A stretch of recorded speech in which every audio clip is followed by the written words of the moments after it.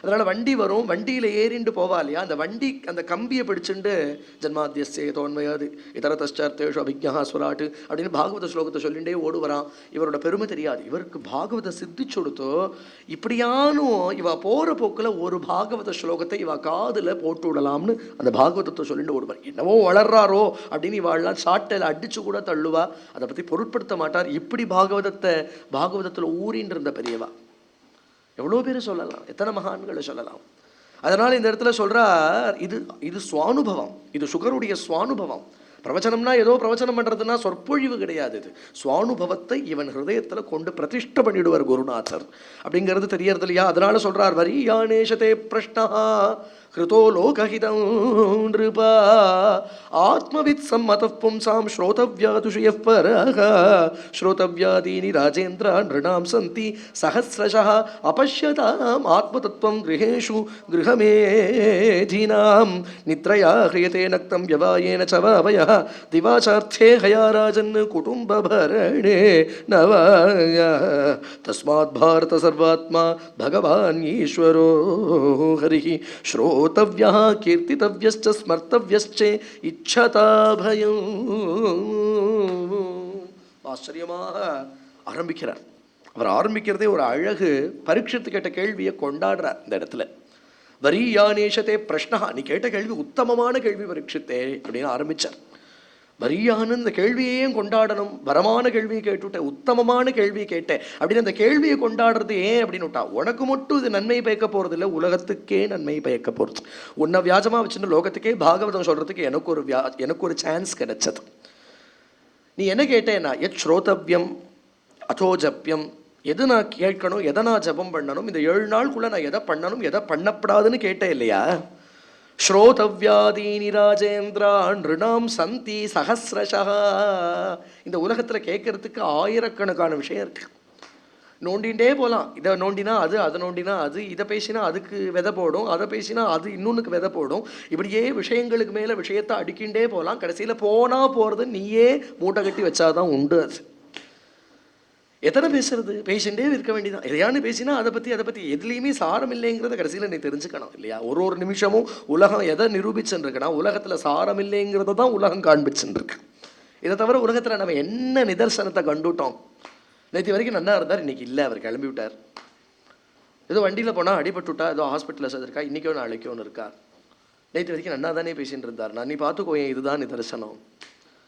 இதில் என்ன கோபம் உனக்கு வேண்ட கிடக்கு, இதில் யாராவது ஒன்று சொல்லிவிட்டா அதில் வேறு சொல்லுன்னு ஒரு கோபம் வருது, என்ன சொல்லிவிட்டே அப்படிங்கிற என்ன ஒரு துவேஷம் வருது. எத்தனை நாள் நீ ஆடின்னு இருக்க போகிற. பேசுகிற சக்தி இருந்தால் ஆடுவே நீ. எல்லா இந்திரியங்களும் ஒடுங்கி போயிடுத்தானால என்ன நீ இருக்கிறது, நம்ம இருக்கிறதே நமக்கு தெரியலன்னா நம்ம என்ன பண்ணுவோம். நமக்கு இன்றைக்கி பிரக்யோட நடமாட விட்டுருக்கான் பகவான். பிரக்யே இல்லாமல் வெஜிடபிளாக போயிட்டா நம்ம என்ன பண்ணுவோம். அதனால பாகவதம் சொல்றது, ஆத்மவித் சம்மத பும்சாம், நீ கேட்ட கேள்வி யாருக்கு சந்தோஷத்தை கொடுக்கும்னா, ஆத்மவித்துக்களா இருக்கிற ஞானிகள் நீ கேட்ட கேள்வியில சந்தோஷப்படுவா. ஏன்னா யாரும் இந்த கேள்வி கேட்கறது இல்லை, நான் எவ்வளவு சம்பாதிக்கணும், இனி என்ன பண்ணினா எதுல இன்ட்ரெஸ்ட்னும் ஜாஸ்தி வரும், எதுல பணத்தை கொண்டு போடுறது, என்ன பட்டத்துக்கு போனா எந்த பதவிக்கு போனா என்ன உலகம் கொண்டாடும்.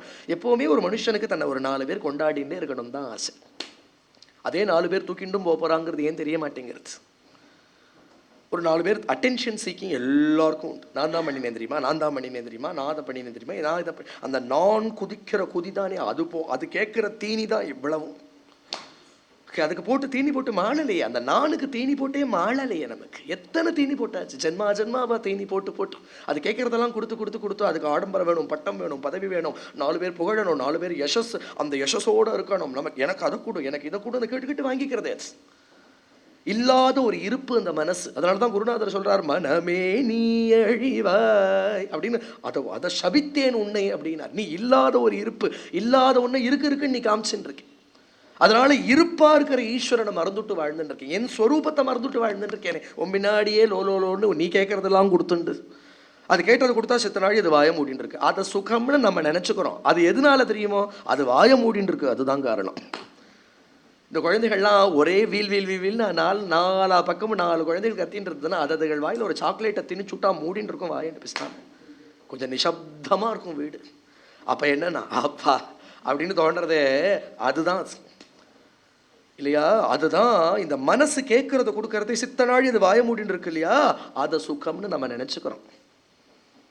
அதுக்கு பிடிக்காததான் ஒன்று நடந்துடுத்துனா அது என்ன பண்ணுறதுனா ஒரேடியாக வெக்ஸ் ஆகி அது ஒரேடியாக டிப்ரெஸ்டாக போய் ஒன்றை எங்கே அடிமட்டத்தில் தள்ளணுமோ அதை தள்ளுறது. ஆக மொத்தம் ஆனந்தமயமாக இருக்கிற நம்ம ஸ்வரூபத்தை மறைக்கவே மறைச்சுடுறது.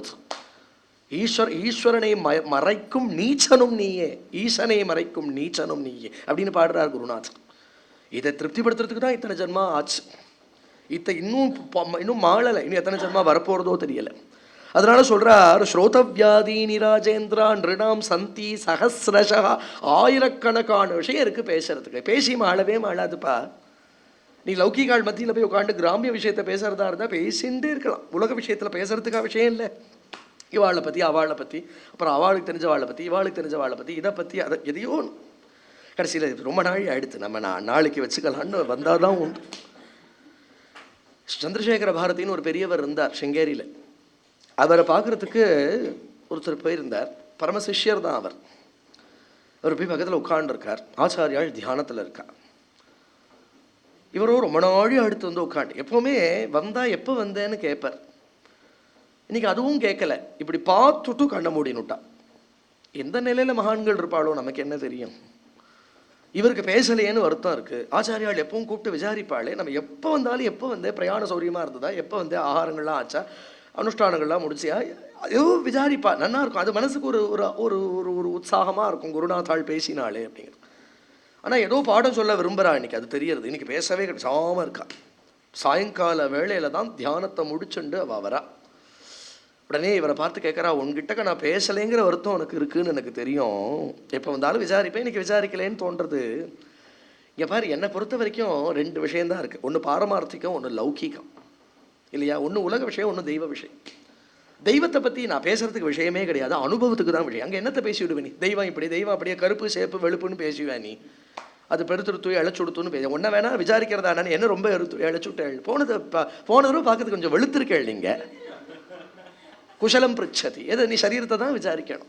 ஏன்னா ரொம்ப எப்படி இருக்கேள், சாப்பிட்டுன்னு இருக்கேளா, டயபெட்டிஸ் ஆமி, உடம்பு எப்படி இருக்குன்னு இதை பற்றியே தான் விசாரம்.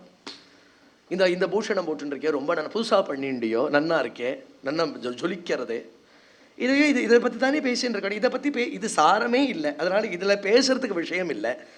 பாரமார்த்திக விஷயமோ அங்கே பேசுறதுக்கு விஷயம் எல்லாம் அனுபவத்துக்கு தான் விஷயம். எதோ வாச்சோ நிவர்த்தந்தே. எனக்கு என்ன பேசுறதுன்னே தெரியல, அதனால தான் நான் பேசலை அப்படின்னு விட்டேன் இல்லையா. எவ்வளோ அழகா பாடம் சொல்றா. அதே தான் பாகவத் அங்க சொல்றது. ஸ்ரோதவ்யாதீனி ராஜேந்திரா நிருணாம் சந்தி சகஸ்ரஷா அபஷ்யதாம் ஆத்ம தத்துவம். ஆத்ம தத்துவத்தை இவா தெரிஞ்சுக்கவே மாட்டா. கடைசி வரைக்கும் இதையே பேசிட்டு நோண்டிண்டு இதே தான் இந்த விவகாரத்தில் தான் ஓழ்ந்துட்டு இருப்பாளே தவிர. அதனால தான் இந்த பழைய சாத்தையும் சாப்பிடக்கூடாது. இந்த பழைய சாதம்ங்கிறது என்ன அப்படின்னுட்டா, பழசுங்கிறது என்னன்னா நேத்தி தாட்டது. அதனால தான் அது பழம்பத்துன்னு சொல்லி அதை தொட்டா கூட கையால் மிக்கணும்லாம் ஏதோ சாஸ்திரம் சொல்கிறது. இதில் எல்லாத்துக்குள்ளேயும் தாட்டுக்கும் அதுக்கும் ஒரு சம்பந்தம் இருக்குது. ஆகாரமும் சிந்தனமும் அதுக்கு ஒரு சம்பந்தம் இருக்குது இல்லையா. அது ஏன் அப்படின்னுட்டா, அதில் ஒரு பற்று. இந்த பத்துங்கிறதே பற்று தான் பத்துனாச்சு. இது ஏதோ எல்லாமே கடைசியில் என்னென்னா ப்ராக்டிஸாக தான் இருக்கே தவிர யாருக்கு அதோட சிக்னிஃபிகன்ஸே தெரியாது. அது பத்து, அதை தொட்டுவிட்டா நீ மோர தொடுறதுக்கு முன்னாடி கையால் மிக்கணும். என்ன எல்லாம் பெரியவாளும் பண்ணிட்டு இருந்தால் நாங்களும் பண்ணினோம். இது ஏன் நான் தெரியவே தெரியாது. மொத்தம் 10. கடைசியில் 10ல் பற்று வந்து விடுறது இவாளுக்கு. அது இது பற்று என்னன்னுட்டா, சம்பாதிக்கணும், சாப்பிடணும், இன்னைக்கு வைத்த பாட்டை பார்த்துக்கணுங்கிறதுக்காக தானே உனக்கு தானியத்தை சேகரம் பண்ணி அதை சம்பாத்தியம் பண்ணி அதை பார்த்து சமைச்சு நீ சாப்பிட்டு விடுற. அதில் என்னன்னா, ஒரு வேளை ஆகாரத்தோடு நிறுத்திக்கணும். அந்த ஒரு வேளை ஆகாரத்தையும் சாப்பிட்டுட்டு அதை அழகாக அக்ஷய பாத்திரத்தை அலம்பி வைக்கிறாப்புல அலம்பி வச்சு விடணும். அந்த ஆகாரம் கூட சரீரத்தை நடத்திட்டு போகிறதுக்காகவும் ஜபதபாதிகளை பண்ணுறதுக்காகவும் மேலே ஆத்ம விசாரம் பண்ணி ஆத்மாவை அடையிறதுக்காக ஸ்வல்ப ஆகாரம். இதை விட்டுட்டு திருப்பி அந்த ஆகாரத்தையே தொட்டுண்டு இருந்தேயானால் அப்போ என்னன்னா, அதில் இன்னும் உனக்கு அந்த சரீரத்தில் பற்று வந்துடுங்கிறத தான் 10ன்னு சொல்லிட்டு கடைசியில் கையலம்பிக்கணுங்கிறது தான் தெரியறதே தவிர அதுக்கு பின்னாடி இருக்கிற சிக்னிஃபிகன்ஸ் யாருக்கும் தெரியாது. தொட்டுட்டியா கையல். சித்தசுத்தி வேணும்ப்பா. நீ இத்தனை நாள் 10 எச்சல் பார்த்ததுக்கு சித்தசுத்தி வரணும். சித்தசுத்திங்கிறது ஏற்படணும். பற்றுனா இதுதான் பற்று. புரியுறதோ? அதனால இந்த இடத்துல சொல்றார், அபஷ்யதாம் ஆத்ம தத்துவம். நீ உலக விஷயத்துல உழண்டுண்டே இருந்தே, ஆனால் ஆத்ம தத்துவம் பிடிபடாது. இதெல்லாம் துச்சம்னு உதறிட்டு நீ மேலே போகணும். பரீட்சத்துக்கு 7 நாள் தான் இருக்குது. அதனால வைராக்கியத்தை அப்படி உபதேசம் பண்ணுறார். அதனால இந்த இடத்துல சொல்றார், நித்ரியா ஹிரியதே நக்தம் யவாயேன சவாவயா திவாச்சார்த்தே ஹயாராஜன் குடும்ப பரணேனவா. ஒருத்தனுக்கு பாதி ஆயுசு தூக்கத்துல போயிடுறது. அவன் சரி மிச்சப்பட்ட ஒரு 50, அவன் 100 வருஷம் வாழ போறான்னா 50 வருஷம் அவனுக்கு தூக்கத்துல போயிருக்கு. 8 மணி நேரம் 9 மணி நேரம் தூங்குறவாள்லாம் இருக்காள். அப்புறம் அவன் முழிச்சுட்டு இருந்த நாழியில் என்ன பண்ணிட்டு இருந்தானா, காஃபி சாப்பிட்டான், அப்புறம் பேப்பர் பார்த்துட்டு இருந்தான், அப்புறம் ஊர் விவகாரங்களை பேசிட்டு இருந்தான், அப்புறம் குடும்பத்துக்கு உழைச்சான். இதுல அவர் எங்கேயானு ஒரு நாள் பகவானுக்கு அப்பாயின்மெண்ட் கொடுப்பார். பகவான் பாவம் கால் ஷீட் வாங்கிட்டு போகணும். நீ எப்பப்பா வரப்போற, நீ எப்போ பாகவதம் படிக்க போற? டைம் இருந்தா பார்க்குறேன் sir, I don't have time. இல்லையா, காலன் ஒரு டைம் வச்சுட்டு இருக்கான். அந்த டைம்ல அவன் என்ன பண்ணுவான் அப்படின்னா கதற இழுத்துட்டு போயிடுவான். அப்போ கொஞ்சம் டைம் கொடுங்க, ராமநாமா சொல்லிட்டு வந்து விடுறேன் அப்படின்னு. அதுக்கெல்லாம் டைமே கிடையாது. நல்ல சமயம் இதை நழுவ விடாதே.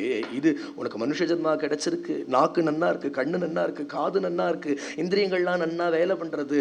பகவான் ஒருத்தன் இருக்காங்கிறத பகவான் காண்பிச்சும் கொடுத்துருக்கான். சத்சங்கம் கிடைச்சிருக்கு, குரு கிருபை கிடைச்சிருக்கு, நமக்கு அனுகூலமா காத்து வீசின்னு இருக்கு, நம்ம பக்கம் காத்து வீசின்னு இருக்கு. அப்படிங்கிறத இதை வச்சுட்டு சம்சார சாகரத்தை கடக்க பார்க்க வேண்டாமா? பிரதிகூலமா காத்து வீசித்துனா அப்புறம் எந்த ஆழத்துல கொண்டு சம்சாரத்துல தள்ளுமோ. அப்புறம் இந்த கப்பல் என்னைக்கு கரையேறுமோ தெரியாது. பாண்டுரங்கன் குரு ரூபத்துல கப்பலை கரையேற்றி விடணும்னு வந்திருக்கான்.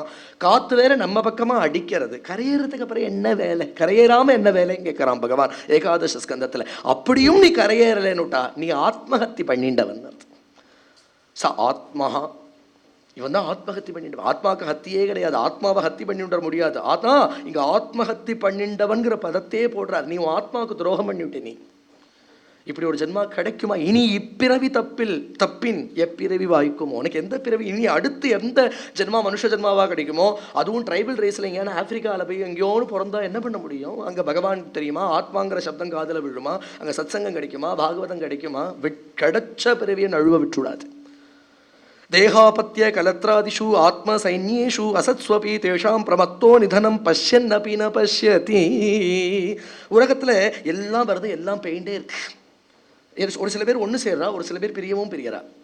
யாரோ எந்தெந்த பேரோ பாந்தவியம் பாராட்டின்னு நம்மளோட இருந்தவாழ்லாம் ஒரு நாள் காணாம போயிடுறதையும் நம்ம பார்க்கிறோம். பெரிய பெரிய சாம்ராஜ்யங்கள் மண்ணோட மண்ணா போனதையும் பார்க்கிறோம். பெருசா கொடி கட்டி பறந்தவா, பெரிய யசஸோடையும் கீர்த்தியோடையும் இருந்தவாழ்லாம் இன்னைக்கு இருந்த இடம் தெரியாம போயிட்டதையும் நம்ம பார்க்கிறோம். ஆனாலும் நான் சாஸ்வதமா இருப்பேன் அப்படின்னு இவன் வாழ்வணும். யாருக்கோ போய் சமாதானம் சொல்லுவா, அப்படிதான் வாழ்க்கை, நீங்க அதை பத்தியெல்லாம் கவலைப்படப்படாது, கொஞ்சம் நீங்க தான் உங்களை தேத்திக்கணும், மனசை நீங்க தான் சகஜமா வச்சுக்கணும், நீங்க நன்னா இருந்தானே அவள்லாம் நன்னா இருப்பா, இப்படின்னு யாரையோ போய் தேத்திட்டு வருவா. இவனுக்கு இந்த துக்கம் இவனுக்கு வரதுக்கு எத்தனை நாள் ஆக போறது? பட்டினத்தார் ஒரு ஆத்துக்கு போனார், பார்த்தா எல்லாரும் அழுதுன்னு இருந்தா. யாரோ ஒருத்தர் போயிட்டா இருப்பா, அவன் வாழலாம் அழுதுன்னு இருக்கா. அவளை பார்த்து இவர் ஹோன்னு அழுதர்.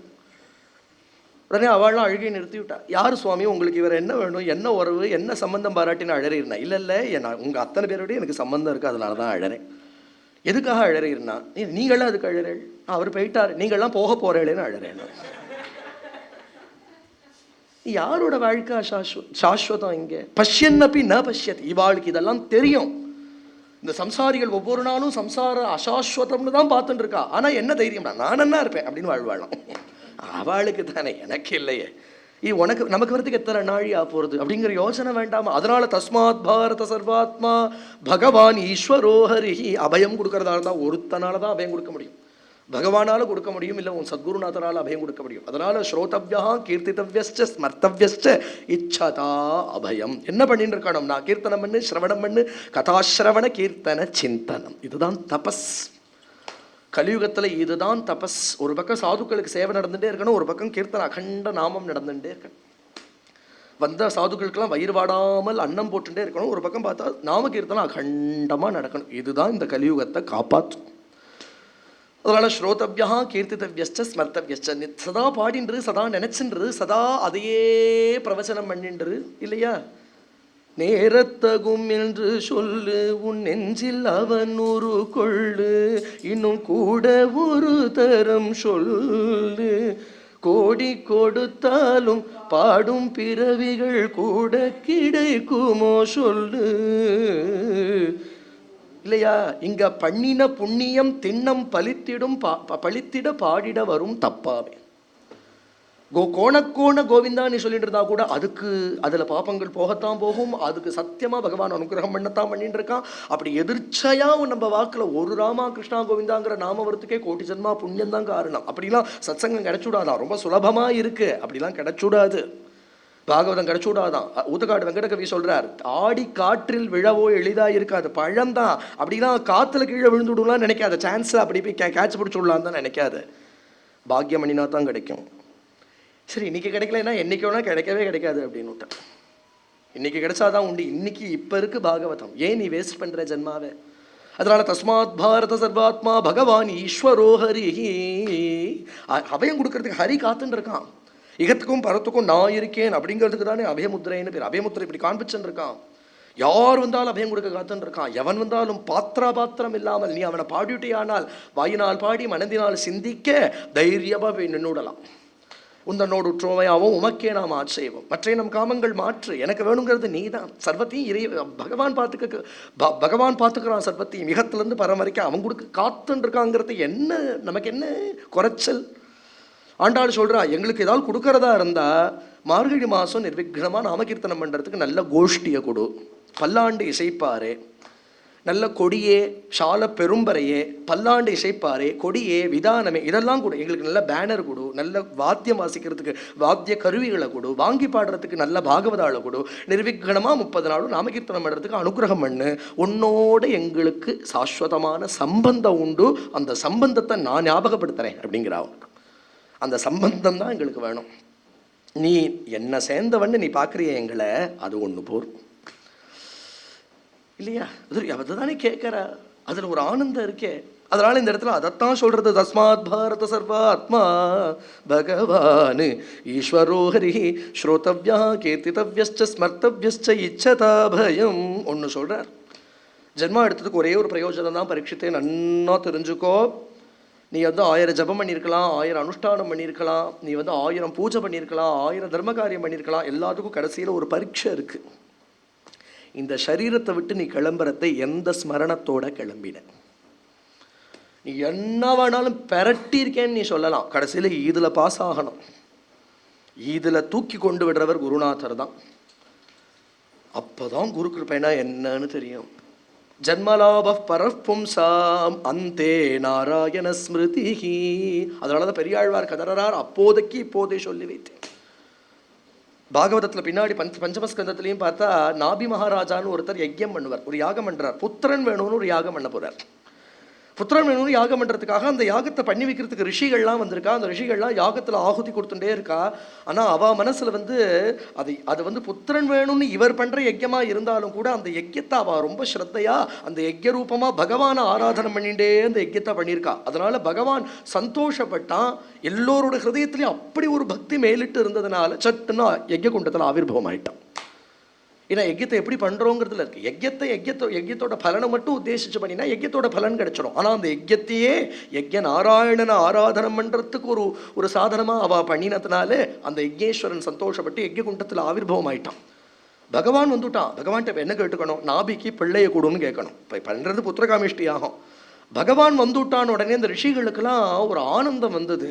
உடனே பார்த்தா இன்னைக்கு பிரார்த்தனை பண்ணிட்டாதான் உண்டு நமக்கு.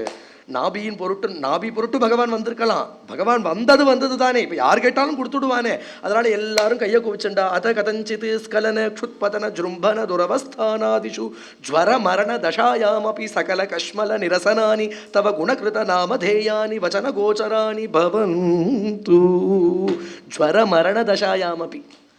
இதே தெம்போடு நாங்கள் எப்போ நடமாடின்னு இருக்கோம்னு சொல்ல முடியாது. நாளைக்கு பார்த்தா எல்லாம் இந்திரியங்கள்லாம் பலம் இழந்துடும். வயோதிக தசை வந்துடும். கண் தெரியாமல் போயிடும், குரல் போயிடும், கோழை அடைச்சுடும், உடம்புல பல பாகங்கள் செயலிழந்து போயிடும். இந்த சமயத்தில் அப்படியே மரணப்படுக்கையில் படுத்துட்டு இருக்கிறதே ஒரு சில சமயங்களில் நினைவு கூட இல்லாமல் போயிடும், நினைவு தப்பி போயிடும். இந்த சமயத்தில் பகவன் நாமா அப்போ ஞாபகத்துக்கு வருமா? அப்படியே நினைவு தப்பி போயிருக்கிற சமயத்திலேயே ஒருத்தனுக்கு பிராணனும் போயிடுத்தானால் அது கட்ட மாதிரி கடந்துட்டு போயிருக்கான். அவன் ஹிருதயத்தில் எந்த வாசனை ரூடமாக இருந்ததோ அதுக்கு தக்க ஜென்மாதான் அவனுக்கு அடுத்த ஜென்மால அமையும். அந்த நினைவு தப்பி போயிருக்கக்கூடிய சமயத்தில் விவசானாம்ங்கிறார். வசத்திலேயே இல்லாத விவசமா நாங்கள்லாம் நினைவு தப்பி போய் அப்படியே கூட பிராணன் போயிடுறதெல்லாம் உண்டே. அப்படிலாம் நேரப்படாது.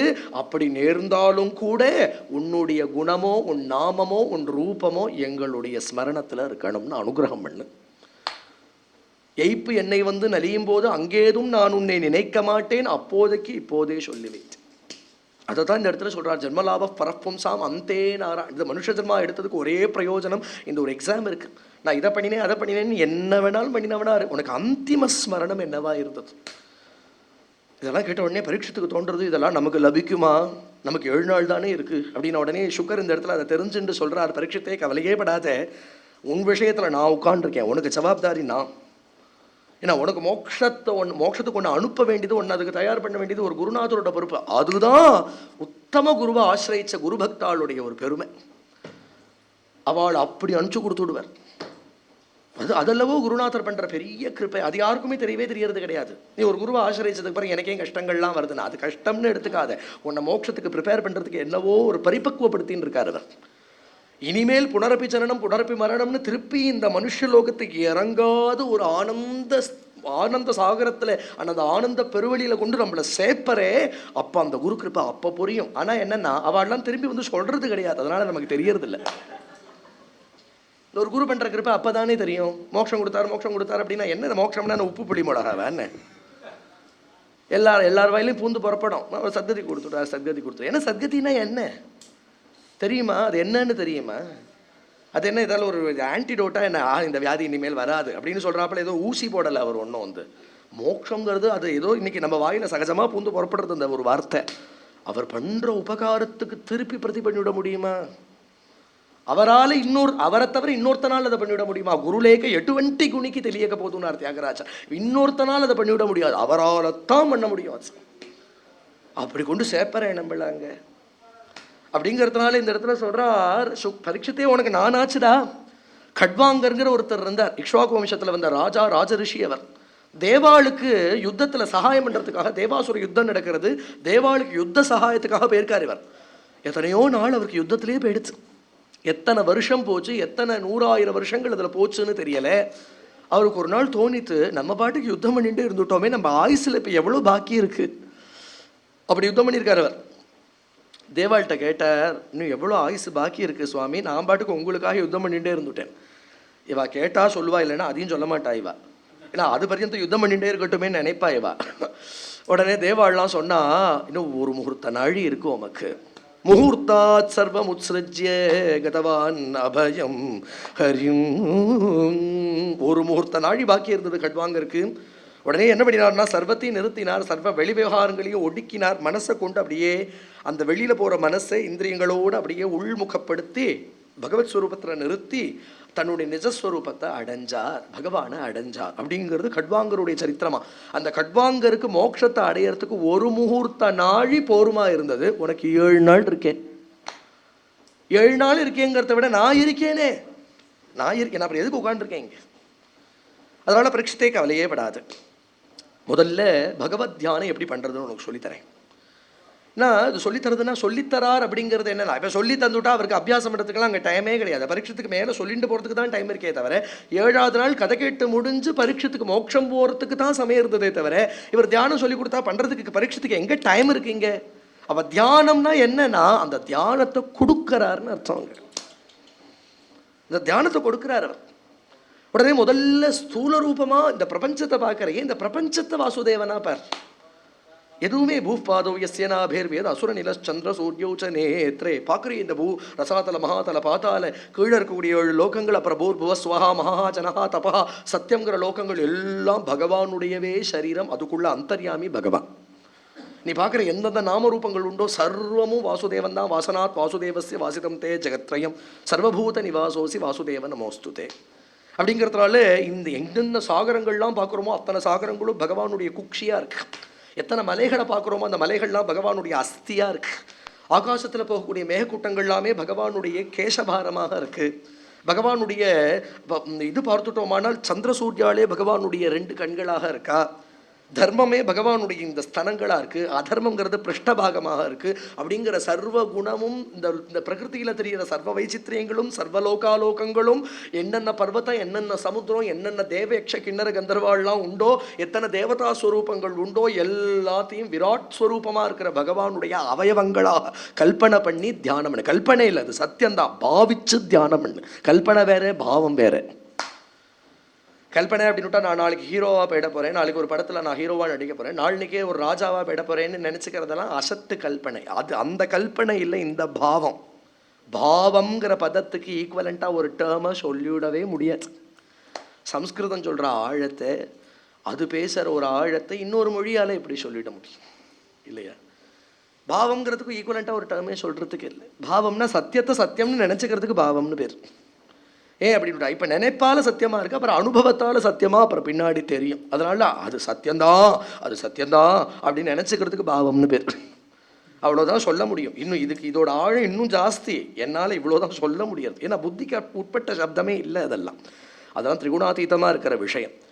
அப்போ சொல்லிட்டு வரத்தே இப்படி விராட் ரூபமாக இருக்கிற பகவானை தியானம் பண்ணுன்னு சொல்லி முடிச்சார் இல்லையா? விராட்டுனா எங்கேயும் எல்லாமாவும் இருக்கிற ஈஸ்வர். காக்கை சிறகை நிலைன்னு ஆரம்பித்து பாரதியார் பாடுறாரு, எல்லாமே நந்தலாலா தானே அப்படிங்கிறாரு. எல்லா குணமும் நந்தலாலா, தீக்குள் விரலை விட்டாலும் அந்த சுடுற தன்மையும் நந்தலாலா, அந்த தீயும் நந்தலாலா. சுடுறதுன்னு நினைக்கிறதுக்கு உள்ளே எவன் உட்காந்துருக்கான் இங்கே, அந்த சூடு யாரால தெரியறதோ அவனும் நந்தலாலா இல்லையா? பிரபஞ்சமே வாசுதேவன் அப்படின்னு விட்டா, பிரபஞ்சமே வாசுதேவன் தெரியறது யாருக்கு? பிரபஞ்சமே வாசுதேவன் தானேம்மா, பிரபஞ்சமே வாசுதேவன் தான். யாருக்கு தெரியறது அந்த பிரபஞ்சமே வாசுதேவன்கிறது? யாருக்கு தெரியறது? அப்போ தெரியறவன் தெரிஞ்சுக்கிறவனும் வேறையா? அவனும் வாசுதேவன் தானே. வாசுதேவனை தவிர இன்னொன்னு இல்லை. அத்வைத்தம்ங்கிறது என்ன அப்படின்னு விட்டா, நான் தான் வாசுதேவன் சொல்லிக்கப்படாது. வாசுதேவனை தவிர இன்னொன்று இல்லைன்னு சொல்றதுக்கு அத்வைத்தம்னு பேர். நீன்னு ஒன்று தனியாக இல்லைன்னு அர்த்தம். தப்பா புரிஞ்சுக்கப்படாது இல்லையா அது? அப்போ இந்த இடத்துல சுக்கர் அழகா அப்படி சொல்லிட்டு வந்துட்டோ இங்க வைராக்கியத்தை உபதேசம் பண்றார்.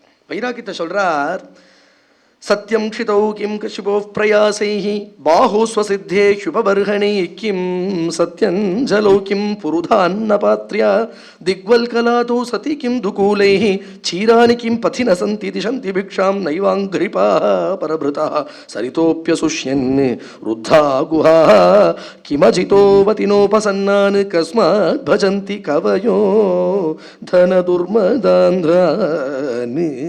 நல்ல வைராக்கியத்தை ரூಢமாக இந்த இடத்துல உபதேசம் பண்ணுறார். ஏன் அப்படின்னு விட்டா, இவனுக்கு 7 நாள் தான் இருக்குது, இவனுக்கு ஏதானும் கொஞ்ச நஞ்ச மனசில் இப்படி விட்டுட்டு வந்துட்டோமே, பெரிய ராஜ்யத்தை விட்டுட்டு வந்துட்டோமே, பெரிய ராஜ்ய சுகங்களை விட்டுட்டு வந்துட்டோமேங்கிற எண்ணம் துளி கூட இருக்கப்படாதுங்கிறதுனால வைராக்கியத்தை அவ்வளவு ஆழமாக உபதேசம் பண்ணுறார். கொடுக்கறாருன்னு அர்த்தம். இந்த வைராக்கியத்தை கொடுக்குறார். அவர் சொல்கிறார், பரீட்சித்து இப்படி வீட்டை விட்டுட்டு வந்துட்டோமேன்னு கவலையெல்லாம் படாது. ஏன்னா நீ வசத்தியான ஒரு வஸ்துவை தேடிட்டு வந்திருக்கேன், பகவானை தேடின்னு வந்திருக்கேன்.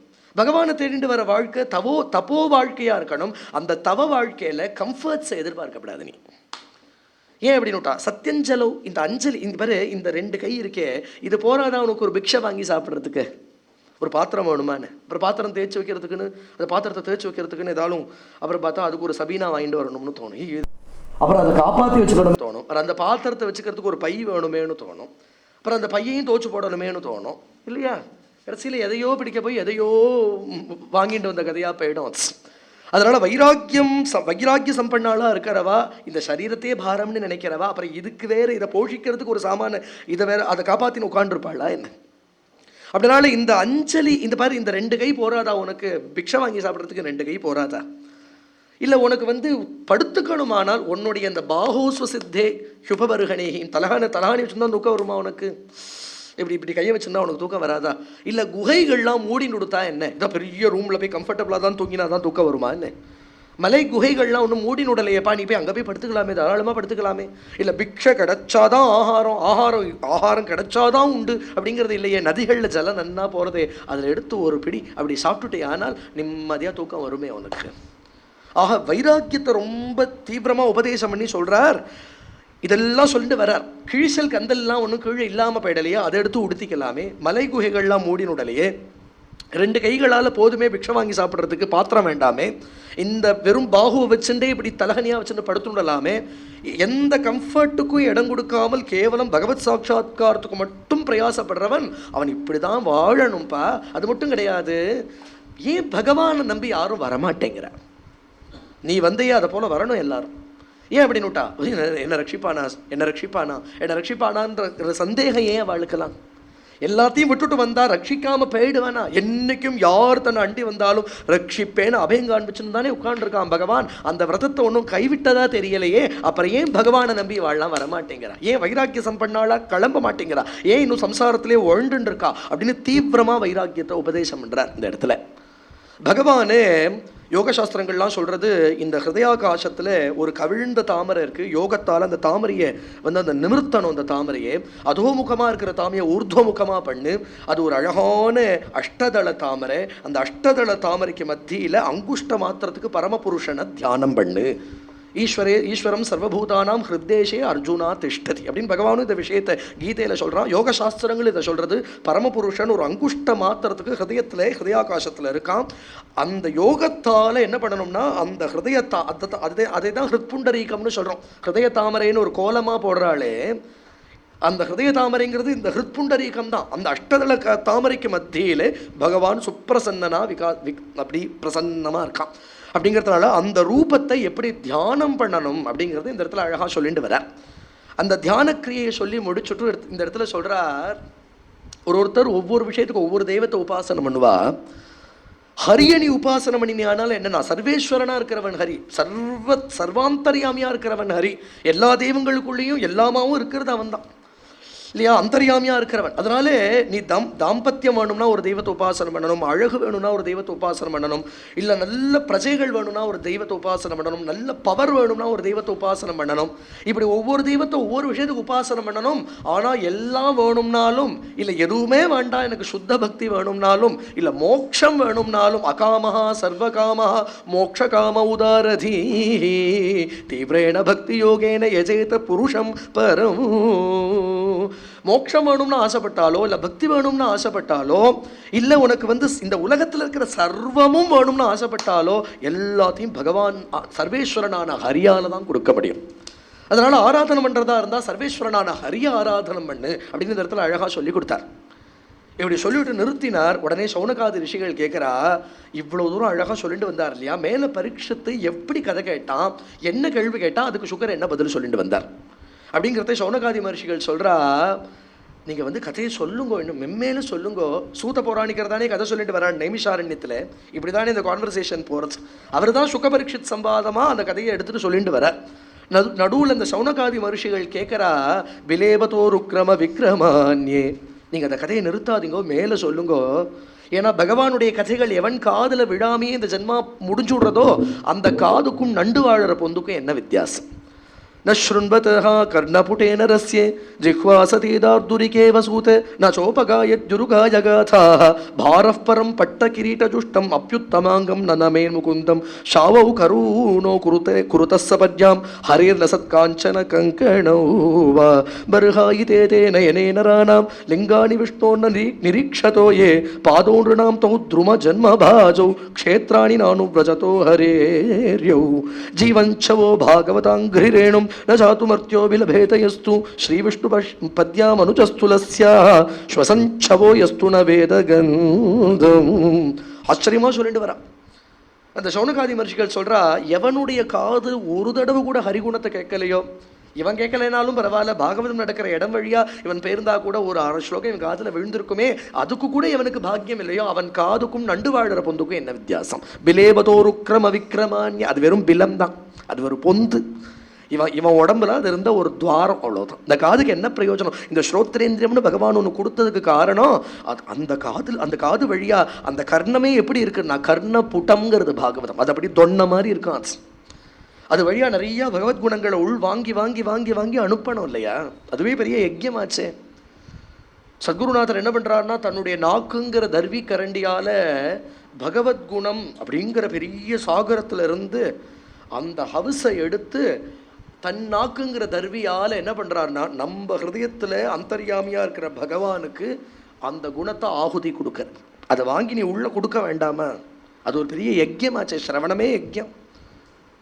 யஜ்யங்கிறது அதுதானே.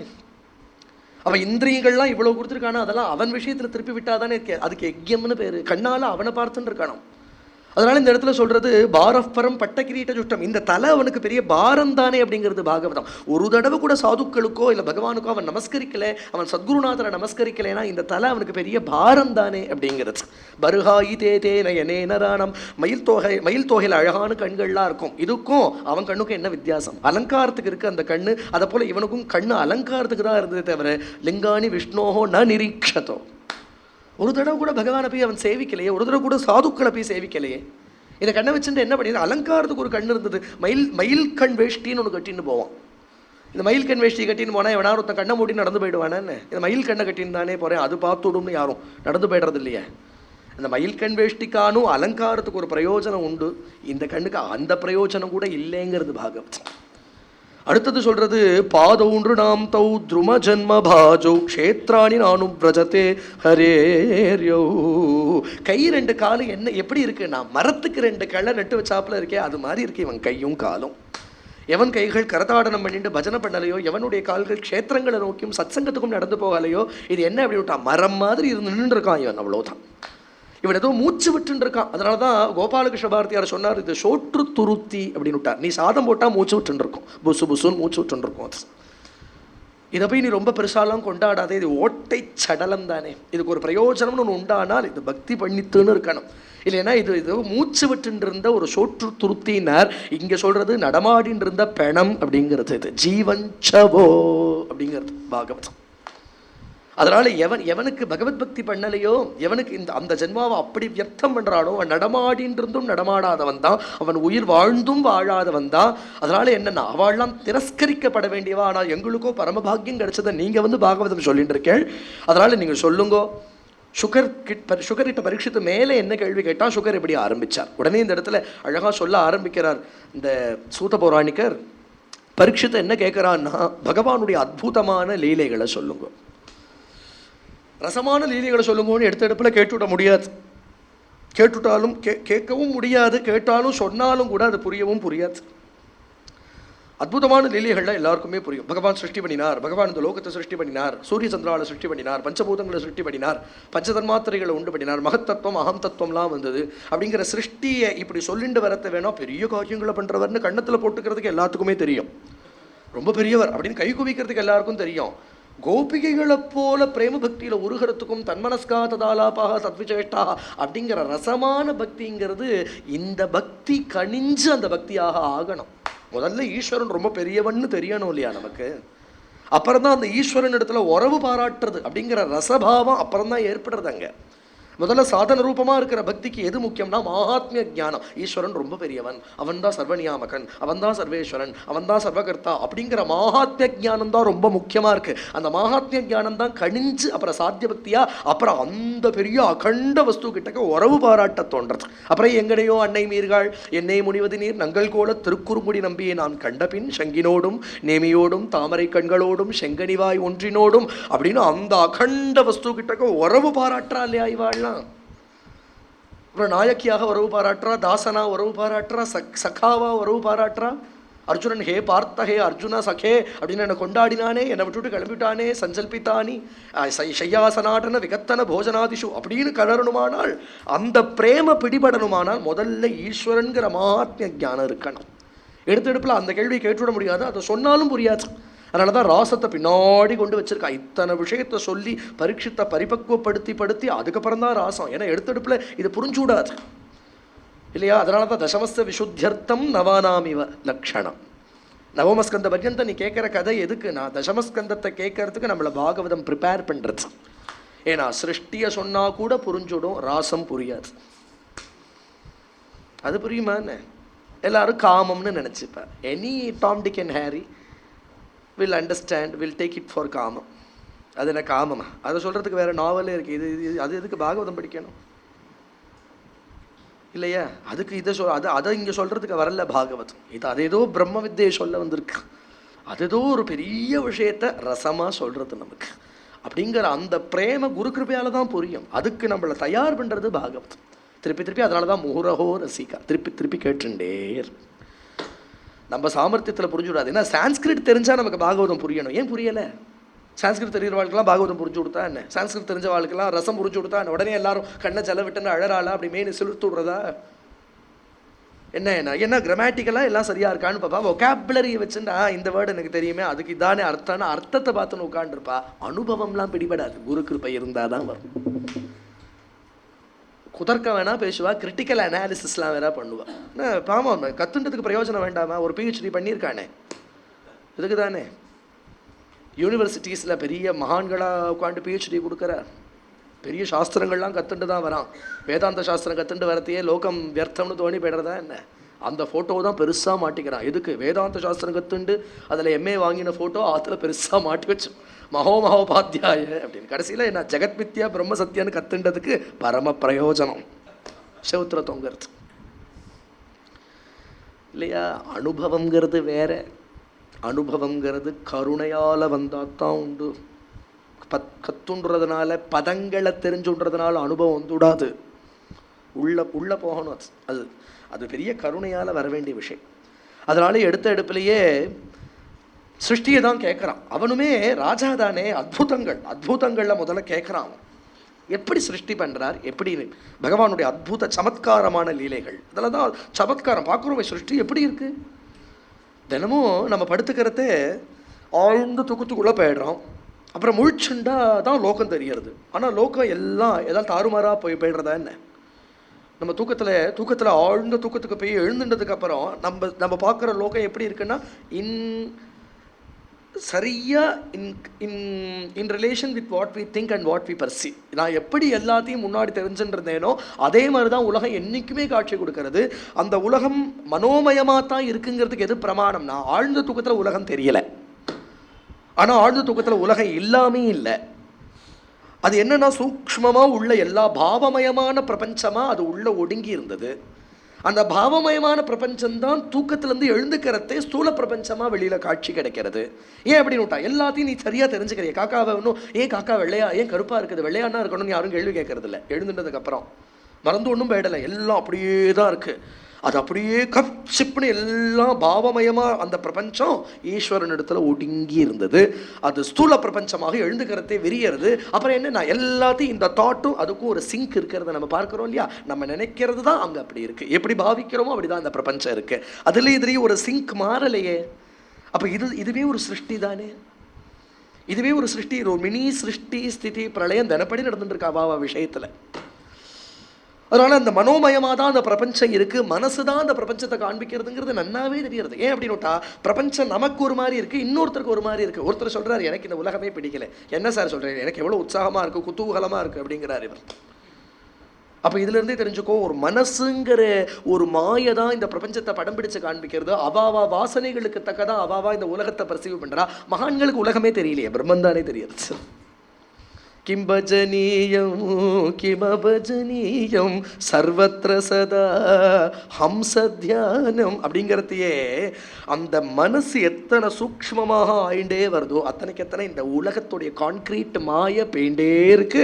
அப்போ அவனுக்கு எல்லாம் சத்தமயமாக தெரியறது. அதனால தான் பாகவதா விஷயத்தில் நம்ம விஷயத்திலே பாருங்கோ, நம்மலாம் குரு கிருபைக்கு பாத்திரமாக இருக்கோம். இந்த கான்கிரீட் மாய நம்ம கிட்டக்க வரலையே. இந்த உலகத்தில் ஒரு பக்கத்தில் பார்த்தா சினிமா டிராமா கூத்து கும்மாளம்னு ஒரு பக்கம் பெயிண்ட் இருக்கு, ஒரு பக்கத்தில் ஜனங்கள் ஓடிட்டு இருக்கா. யாரையும் தப்பு சொல்லலை. அவாவாளுக்கு தக்க உலகம் தானே அவாவாளுக்கு கிடைக்கிறது. இதே உலகத்தில் தானே நம்மளும் இருந்துட்டு இருக்கோம். ஆனால் சமமான அனுபவம் இல்லையே யாருக்குமே. நமக்கு சாத்விக அனுபவம் தானே கிடைக்கிறது. காலம் எழுந்துண்டா ராத்திரி படுத்துக்கிற வரைக்கும் பாகவதம் பக்தி திருப்பி வேணுமோ வேண்டாமோ இந்த பிரபஞ்சத்தை நம்ம விஷயத்தில் ஈஸ்வரன் நமக்கு தனியாக சிருஷ்டி பண்ணின மாதிரி தானே நமக்கு இருக்கு. ரஜோமயமாக இருக்கிறவனுடைய மனசுக்கு ராஜசம் தானே கிடைக்கிறது, தாமசம் உள்ளவனுக்கு தாமசம் தானே கிடைக்கிறது. அப்போ பிரபஞ்சம் ஒன்றுன்னு நீ எப்படி சொல்லிடுவேன்? அது ரிலேட்டிவாக இருக்கிறத பார்க்குறையே நீ. அவாவாளுக்கு தக்கதானே. ஒரு ஆபாசமான நோட்டீஸ் இருக்குன்னா அதை பார்த்துட்டும் ஒருத்தன் இப்படி திருப்பிண்டு போயிடுவான், ஒருத்தன் அதையும் ஒத்து பார்த்துட்டு இருக்கான். அப்படிங்கிறதே விஷயம் எதில் இருக்குன்னா அவாவா மனசில் தான் இருக்கு. மனசை கொண்டு தான் அந்த பிரபஞ்சம் தெரியறது. அவன் மனசை கொண்டு தான் அந்த உலகத்தை பர்சீவ் பண்ணுறான். அப்படிங்கிறதே குணமயமாக தான் இந்த பிரபஞ்சம் இருக்குது, குணமயமாக தான் மனசு இருக்குது. எப்போ மனசு இல்லையோ அப்போ பிரபஞ்சம் இல்லை. இது தெரியறதா இல்லையா? இதுதான் சிருஷ்டி. ஆனாலும் இந்த சிருஷ்டியில் எதுவும் தாறுமாறா இல்லை, இது ஒரு அழகு. அப்பவே ஒன்று தெரியறது, ஒரு நியாமகனா ஒருத்தன் இதை கட்டுக்கோப்பில் வச்சுட்டு நடத்துகிறான். உண்டோ இல்லையா? இது குணமயம்தான், இது நேச்சர், இது தானே தோன்றித்து அப்படின்னு நம்ம சொல்லிவிட முடியாது. ஏன் அப்படின்னா தானே தோன்றித்தா இருந்தால் ஒரு சிஸ்டமேட்டிக்காக எதுவும் ரெகுலரைஸ்டாக எதுவும் இருக்காது. ஒரு அயனம்னா கரெக்டாக 5 நாளைக்கு ஒரு தடவை அமாவாசை பௌர்ணமி மாறுறது, ருத்துக்கள் மாறுறது, குளிர்காலம்னா குளிர் தான் இருக்குது, வெயில்னா வெயில் தான் இருக்குது. யார் இது அத்தனையும் பண்ணுறா? ஒரு வர்ணப்பூச்சி, ஒரு பட்டாம்பூச்சியோடைய ரெக்கையில் கூட வர்ணங்கள் எவ்வளோ அழகாக தீட்டப்பட்டிருக்கு. யார் தீட்டி விடுறா? யாராலும் போய் தீட்டி விட்டாளா? ஏதோ ஒரு மகா புத்தி இது அத்தனைக்கு காரணமாக இருக்கா இல்லையா? எல்லாத்துலேயும் ஒரு சிஸ்டம் இருக்கேன். தேவாள்லாம் இப்படி தான் இருக்கணும், யக்ஷாள்லாம் இப்படி தான் இருக்கணும், மனுஷாள்லாம் இப்படி தான் இருக்கணும், மிருகங்கள்லாம் இப்படி தான். அதுக்கு ஒரு தன்மை, அதுக்கு ஒரு சுபாவம். எதுவுமே மீறலையே, எதுவும் அத்துமீறி போயிடலையே. எல்லாம் அந்தரத்தில் தான் தொங்கின்னு இருக்கு. தரிக்கிறது எல்லாத்தையும் ஒரு சக்தி தரிச்சுன்னு இருக்கு. பூமியும் எல்லாம் சூரியன்லேருந்து கிரகங்கள்லேருந்து பார்த்தா அந்தரத்தில் தானே இருக்கு எல்லாம். எது நிறுத்தி இருக்கு எல்லாத்தையும்? எது எல்லாத்தையும் கோத்து வாங்கி இருக்கு? ஏதோ ஒரு சக்தி சர்வத்தையும் கட்டுக்கோப்பில் வச்சு நடத்துறதுனாலே ஈஸ்வரன் ஒருத்தன் இருக்காங்கிறதுக்கு இதை விட பிரமாணம் எங்கே காண்பிச்சிட முடியும்? ஒரு வஸ்து தானே தோன்றிடாது. ஒரு வஸ்து இருக்குங்கிறதுனாலே அதை கண்டிப்பாக உண்டு பண்ணினவன் ஒருத்தன் இருக்கணும். ஒரு கிரியேஷன் இருந்தால், ஒரு கிரியேட்டர் இல்லாமல் எப்படி ஒரு கிரியேஷன் இருக்க முடியும்? அப்படிங்கிறதுனால ஈஸ்வர சத்தியை ஒத்துண்டு தான் ஆகணும். அந்த ஈஸ்வரன் எப்படி இருக்கான் அப்படின்னுட்டா, எல்லாருடைய மனசும் அவன் மனசா, எல்லாருடைய புத்தியும் அவன் புத்தியா, எல்லாருடைய சித்தமும் அவனுடைய சித்தமா, எல்லாருடைய கைகளும் எல்லாருடைய அவயவங்களும் அவனுடைய அவயவங்களா, சர்வமாவும் அவனே இருக்கு. எல்லாத்துக்குள்ளேயும் ஒரே அந்தர்யாமி அவன் தான் அத்தனை பெரிய கோத்து வாங்கியிருக்கான். இதுதான் சிருஷ்டி. இதைத்தான் விஸ்தாரமாக சொல்லிட்டு வருது. முதல்ல பிரம்மா வந்தார், அப்புறம் பிரம்மாவிட்ட ருத்ரன் வந்தார், அதுக்கப்புறம் சனகாதிகள் வந்தார். சிருஷ்டியில் ஒரு கிரமத்தை அப்படியே சொல்லிட்டு வருது இல்லையா? இது வேற ஒன்றும் கிடையாது. இந்த பிரபஞ்சத்தில் கிரமேண ஒவ்வொரு வஸ்துவும் எப்படி ஒரு அழகாக தோன்றுறது அப்படிங்கிறது நம்ம எழுந்துக்கிறதுலேருந்தே நம்ம பார்த்துக்கலாம். அந்த சிருஷ்டியில் விட்ட இடத்துலேருந்து தானே காரியங்கள் ஆரம்பிக்கிறோம் நம்மளே. நேற்றுக்கே ஒரு காரியத்தை ஒரு ஆஃபீஸில் ஒரு இடத்துல விட்டுட்டு வந்திருக்கேன். ஏன்னா எழுந்துட்டதுக்கப்புறம் கரெக்டாக அந்த இடத்துல விட்டுட்டு வந்தேன். இவரை 10 வருஷத்துக்கு முன்னாடி நான் பார்த்தேன். எல்லாம் ஞாபகம் இருக்கே. யாரோ ஒரு மகாபுருஷன், யாரோ ஒரு பெரிய ஆள் உட்காந்து எல்லாத்தையும் ரெக்கார்ட் பண்ணிட்டு உட்காந்துருக்கானே உள்ள. எல்லாம் தாறுமாறாக ஒன்றும் போயிடலையே, தாறுமாறாக போயிடலை. ஒரு நாள் தூங்கி எழுந்துட்டதுக்கப்புறம் எல்லாம் தாறுமாறாக போயிடுது சார் அப்படின்னு பிரபஞ்சம் ஒரு நாளும் மாற்றத்துக்கு உட்பட்டு இல்லை, எல்லாம் ஒரே மாதிரி தான் இருக்கு அப்படிங்கிறது ஒருத்தருக்கு எல்லாம் தெரியும். அவர் என்ன பண்ணுறாருன்னா, வாழ்க்குள்ளேருந்து அதை எடுத்து கொடுக்குறார், அந்த ஞாபகத்தை எடுத்து கொடுக்குறார். அவனை பிரவர்த்திக்க பண்ணுறார். அவனுடைய இந்திரியங்கள்லையும் அவனுடைய அவனுடைய மனசுலையும் அவனுடைய சித்தத்திலையும் ஒருத்தர் பூந்து அதுபடியாக நடக்கும்படியாக பண்ணுறார், நடக்கிறது அப்படிங்கிறது தெரியறது இல்லையா? அப்போ பிரபஞ்சத்தை அப்படி கண்ணை திறந்து பார்த்துட்டா இது என்ன சாமானிய காரியமா? பிரபஞ்சம் மாயைங்கிறது ஒரு பக்கம் இருக்கட்டும், மாயைன்னு அப்படி தள்ளிவிட முடியாது. முதல்ல பிரபஞ்சத்தை பார்த்து ஆச்சரியப்படணும். முதல்ல வாசுதேவா நீ எப்படி ஆயிருக்கே, எத்தனை ரூபங்களை தரிச்சுன்னு இருக்கே, எவ்வளவு காரியங்களை நீ ஒருத்தனே இவ்வளவு ரூபங்களை எடுத்துட்டு பண்ற. ஒருத்தர் ரூபத்திலேருந்து கோவிச்சுக்கிற, ஒருத்தர் ரூபத்திலேருந்து அந்த கோபத்தை வாங்கிக்கிற, அவன் தானே எல்லாத்தையும் பண்றான். ஒருத்தரை நன்னா பெயிண்ட் பண்ணும்படியா பண்ற, ஒரு 10 பேரா ரசிகாலா மாதிரி நீயே அதை பாராட்டவும் பாராட்டுற இல்லையா? ஒருத்தர் நன்னா பாடுறாருன்னா 10 பேரா உட்காந்து அதை ரசிக்கும்படியாகவும் நீயும் பண்ற, கலையை அப்படி ஒரு கலையை போஷிக்கிற. ஒருத்தர் உட்காந்து பிரவச்சனம் பண்ணுறான்னா பிரவச்சனம் பண்ணுறவருக்குள்ள உட்காந்து பிரவச்சனமாகவும் இருக்கே, கேட்குறவாளுக்குள்ள ஸ்ரோதவா உட்காந்து கேட்கவும் கேட்டுன்னு அந்த பிரவச்சனத்தை ரசிக்கவும் ரசிக்கிற, கேட்கவும் கேட்குற, பிரவச்சனமாகவும் நீயே இருக்க. எல்லாம் எவ்வளோ காரியம் நீ பண்ணுற வாசுதேவா அப்படின்னு ஒன்னொன்னுலையும் அவனுடைய காரியத்தையே பார்த்துட்டு வரணும். முதல்ல இதெல்லாம் மாயேன்னு தெரியணுமானால் முதல்ல இதெல்லாமாவும் அவன் ஒருத்தந்தான் இருக்காங்கிறது தெரியணும். அப்படிங்கிறதுனால இதுதான் சிருஷ்டி. இப்படிதான் உலகம் அப்படிதான் உலகம் தோன்றுறது, இப்படிதான் உலகம் நிற்கிறது, திருப்பியும் உலகம் ஒடுங்கிறது. இதை லீலையா பண்ணிட்டு இருக்கான் வாசுதேவ். அப்படிங்கிறதுனால இந்த இடத்துல ஆச்சரியமா இந்த பகவானை ஸ்துதி பண்றாரு சுகர். ஏன்னா பிரவச்சனம் ஆரம்பிக்கிறதுக்கு முன்னாடி சுகரே ஒரு பிரவச்சனம் பண்றாரு. ஆனாலும் கூட அவர் ஒரு தியான ஸ்லோகம் சொல்லிக்கிறார் இந்த இடத்துல. நமக்கெல்லாம் இப்படி அவதாரிக்கிறதுக்கு முன்னாடி ஒரு தியான ஸ்லோகம் சொல்லுவோமோ அது போல சுகருக்கு ஒரு ஸ்துதி இருக்கு. அவர் சுகர் ஒரு ஸ்துதி பண்றார் பகவான். அவர் சொல்றார், தன்னுடைய ஆனந்தத்தில் தானே ரமிச்சுன்னு இருக்கிற பிரபு அந்த பகவான். வைகுண்டத்தில் ஸ்வதாமணி பிரம்மணி ரம்சியத்தே நமஹா. தன் ஆனந்தத்தில் தானே ரமிச்சுன்னு இருக்கார் அவர். அப்படிப்பட்ட பிரபு அவர். அப்படிப்பட்ட பிரபு ஆனால் நம்ம பரியந்த இறங்கியும் வரார். அதுதான் அவருக்கு இருக்கிற ஒரு பெரிய பெருமை இல்லையா? அவருடைய கௌரவத்தை காப்பாற்றிண்டு பேசாம பரவாசுதேவனாவே தன் ஸ்வரூபத்தில் தான் ரமிச்சுன்னு இருக்கிறவராக அப்படியே இருந்துவிட்டா அப்புறம் ஜீவன்கள்லாம் என்ன பண்ணும் பாவம்? அப்போ பகவான் என்ன பண்ணுறாருனா, பகவான் அப்படிங்கிற கௌரவத்திலேருந்து கீழே இறங்கி வரோம். அதனால தான் திருப்பதி மலையை பார்த்து வேதாந்த தேசிகர் சொல்கிறார், திருப்பதி மலையே கருணை தான் அப்படிங்கிறார். திருப்பதி மலையே கருணைங்கிற ரசமே உருகி திருப்பதி மலைன்னு ஆயிடுச்சு. பிரபத்யேதம் கிரிம் பிராயா ஸ்ரீனிவாச அனுகம்பய. அனுகம்பைனா கருணைன்னு அர்த்தம். கருணைங்கிற கருப்பஞ்சாறு உருகி திருப்பதி மலையா போயிடுத்தான். அப்போ அந்த கருப்பஞ்சாரை நன்னா காய்ச்சினா அதில் ஒரு சக்கரை கட்டி வரும் இல்லையா, அந்த சக்கரை கட்டி தான் ஸ்ரீனிவாசன் அப்படின்னு. இக்ஷுசார ரசஸ்ரோதம் என் மூர்த்தியா சர்க்கராயுதம். அந்த மூர்த்தியே சக்கரை கட்டி அப்படின்னு விட்டார். அதனால தான் எறும்பு மொக்கிறாப்புல கூட்டம். அப்போது அந்த இடத்துல சொல்கிறார் தயாசதகம். இந்த தயாசதகம்னே பேர். ஸ்ரீனிவாசனுடைய தயையை பற்றி 100 ஸ்லோகம் பண்ணியிருக்கார் வேதாந்த தேசிகர். அவர் சொல்கிறார், நீ சர்வஜனாரு, நீ சர்வசக்தனாரு, நீ சர்வாந்தரியாமியாரு, நீ சர்வநியாமகனாரு, உன்னை பார்த்தா பயந்தான் வருது, உங்ககிட்டக்க வரணும்னே தோண மாட்டேங்கிறது. ஏன்னா இவ்வளோ பெரிய பெருமாள்கிட்ட நம்ம எங்கே போகிறது? அவருக்கு எல்லாம் தெரியும், அவர் எல்லாம் தெரியறவர், எல்லாம் பண்ணுறவர், எல்லாருக்குள்ளேயும் எல்லாமாவும் இருக்கிறவர் அப்படின்னுட்டா நம்மளோட கொஞ்சம் வசதி படைச்சவா, நம்மளோட கொஞ்சம் படித்தவான்னா அவாட்ட பேசுறதுக்கே பயமாக இருக்குது நமக்கு. அவர் ரொம்ப பெரிய ஸ்டேட்டஸில் இருக்கார், அவர்கிட்ட போய் நம்ம எங்கே பேசுறது, அவர் நம்மக்கிட்ட பேசுவாரா அப்படின்னு நம்ம ஒரு மனுஷங்கிட்ட பேசுறதுக்கு பயப்படுறோம். ஆனால் தெய்வத்துக்கிட்ட போக பயப்படுறதே இல்லை. நம்ம திருப்பதிக்கு சகஜமாக போயிட்டு வந்துவிடும்.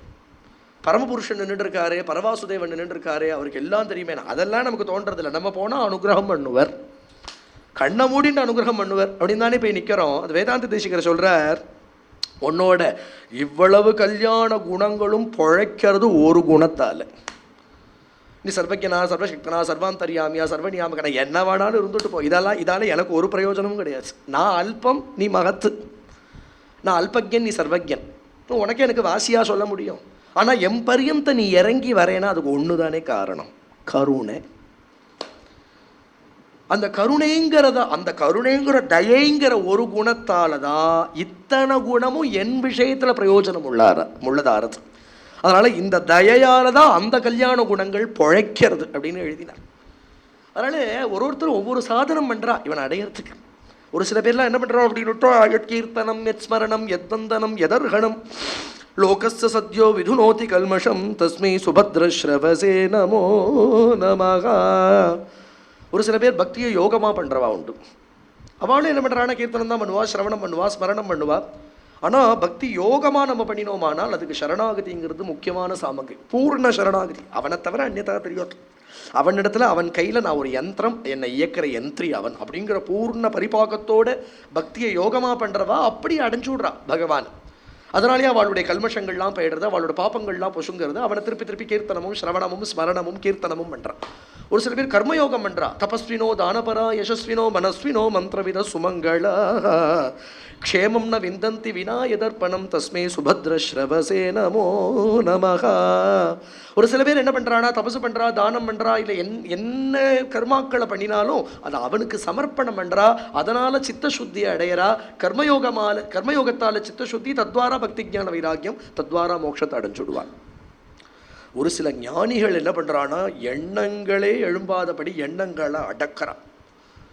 இது ஞான யோகம். ஆத்ம விசாரம்னு சொல்லக்கூடிய ஞான யோகத்தில் அந்த எண்ணம் எங்கேருந்து எழும்புறதோ அந்த எண்ணத்தை அப்படியே ஆத்மஸ்தானத்தில் கொண்டு ஒடுக்கி அந்த பகவானை அடைஞ்சு விட்றான். இது எதுக்குமே வழி இல்லாதவன் என்ன பண்ணுவான், அதுதான் கேள்வி இங்கே.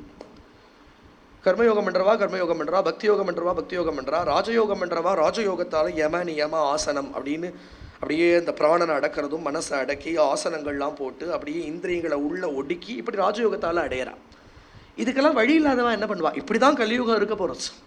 கிராத ஹூணாந்திர புளிந்த புல்கசாக ஆபீரகங்கா யவனாக்கசாதயக ஏன்யே ச பாபாயதுப ஸ்ரய ஸ்ரய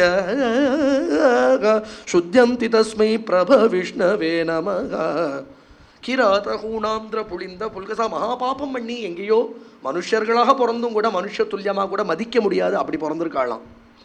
மிருகங்களை போல ஜீவிச்சுட்டு இருக்கிற மனுஷாள் பாப்பங்களையே பண்ணிட்டு பாப்பம் பண்ண சலிக்காமல் பாப்பம் பண்ண தயங்காமல் ஏதோ மிருகத்துக்கு துல்லியமாக மனுஷ உருவத்தில் வாழ்ந்துட்டு இருக்கிற ஒரு சில பேர் இப்படிலாம் இருக்கிறவாள்லாம் இருக்காளே. இவா கிட்ட கர்மயோகத்தை பேச முடியுமா, இவாட்ட ஞான யோகத்தை பேச முடியுமா, இவாட்ட பக்தி யோகத்தை பேச முடியுமா? ஏன்னா மனுஷ துல்லியமாக கூட இவாளை மதிக்க முடியாது. அப்படி பாப்பம் பண்ணிட்டு எங்கெங்கேயோ பிறந்திருக்கக்கூடிய ஜனங்கள் உண்டே, இவாள்லாம் கரையேறுவாளான்னு ஒரு கேள்வி கேட்டுண்டு சுகர் பதில் சொல்றார், இவாளும் கரையேறுவா.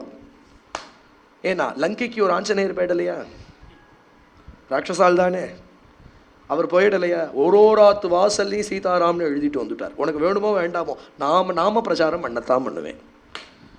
போயிட்டு வந்தாரா இல்லையா? நாம பிரச்சாரத்துக்கு போனதா பெரிய விஷயம்.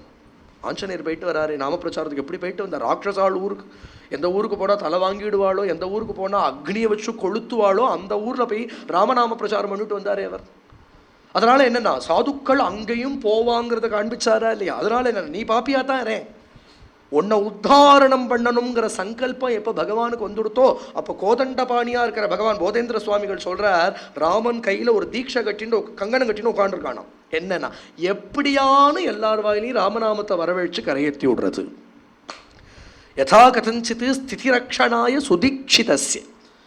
அதனால் பகவானா வந்துட்டா முடியாதுங்கிறதுனால தான் பகவான் சாதுக்கள் அனுப்புகிறான். சகசிரநாமத்திலேயே சத்யோ நமஹா அப்படின்னு ஒரு அர்ச்சனை வருது.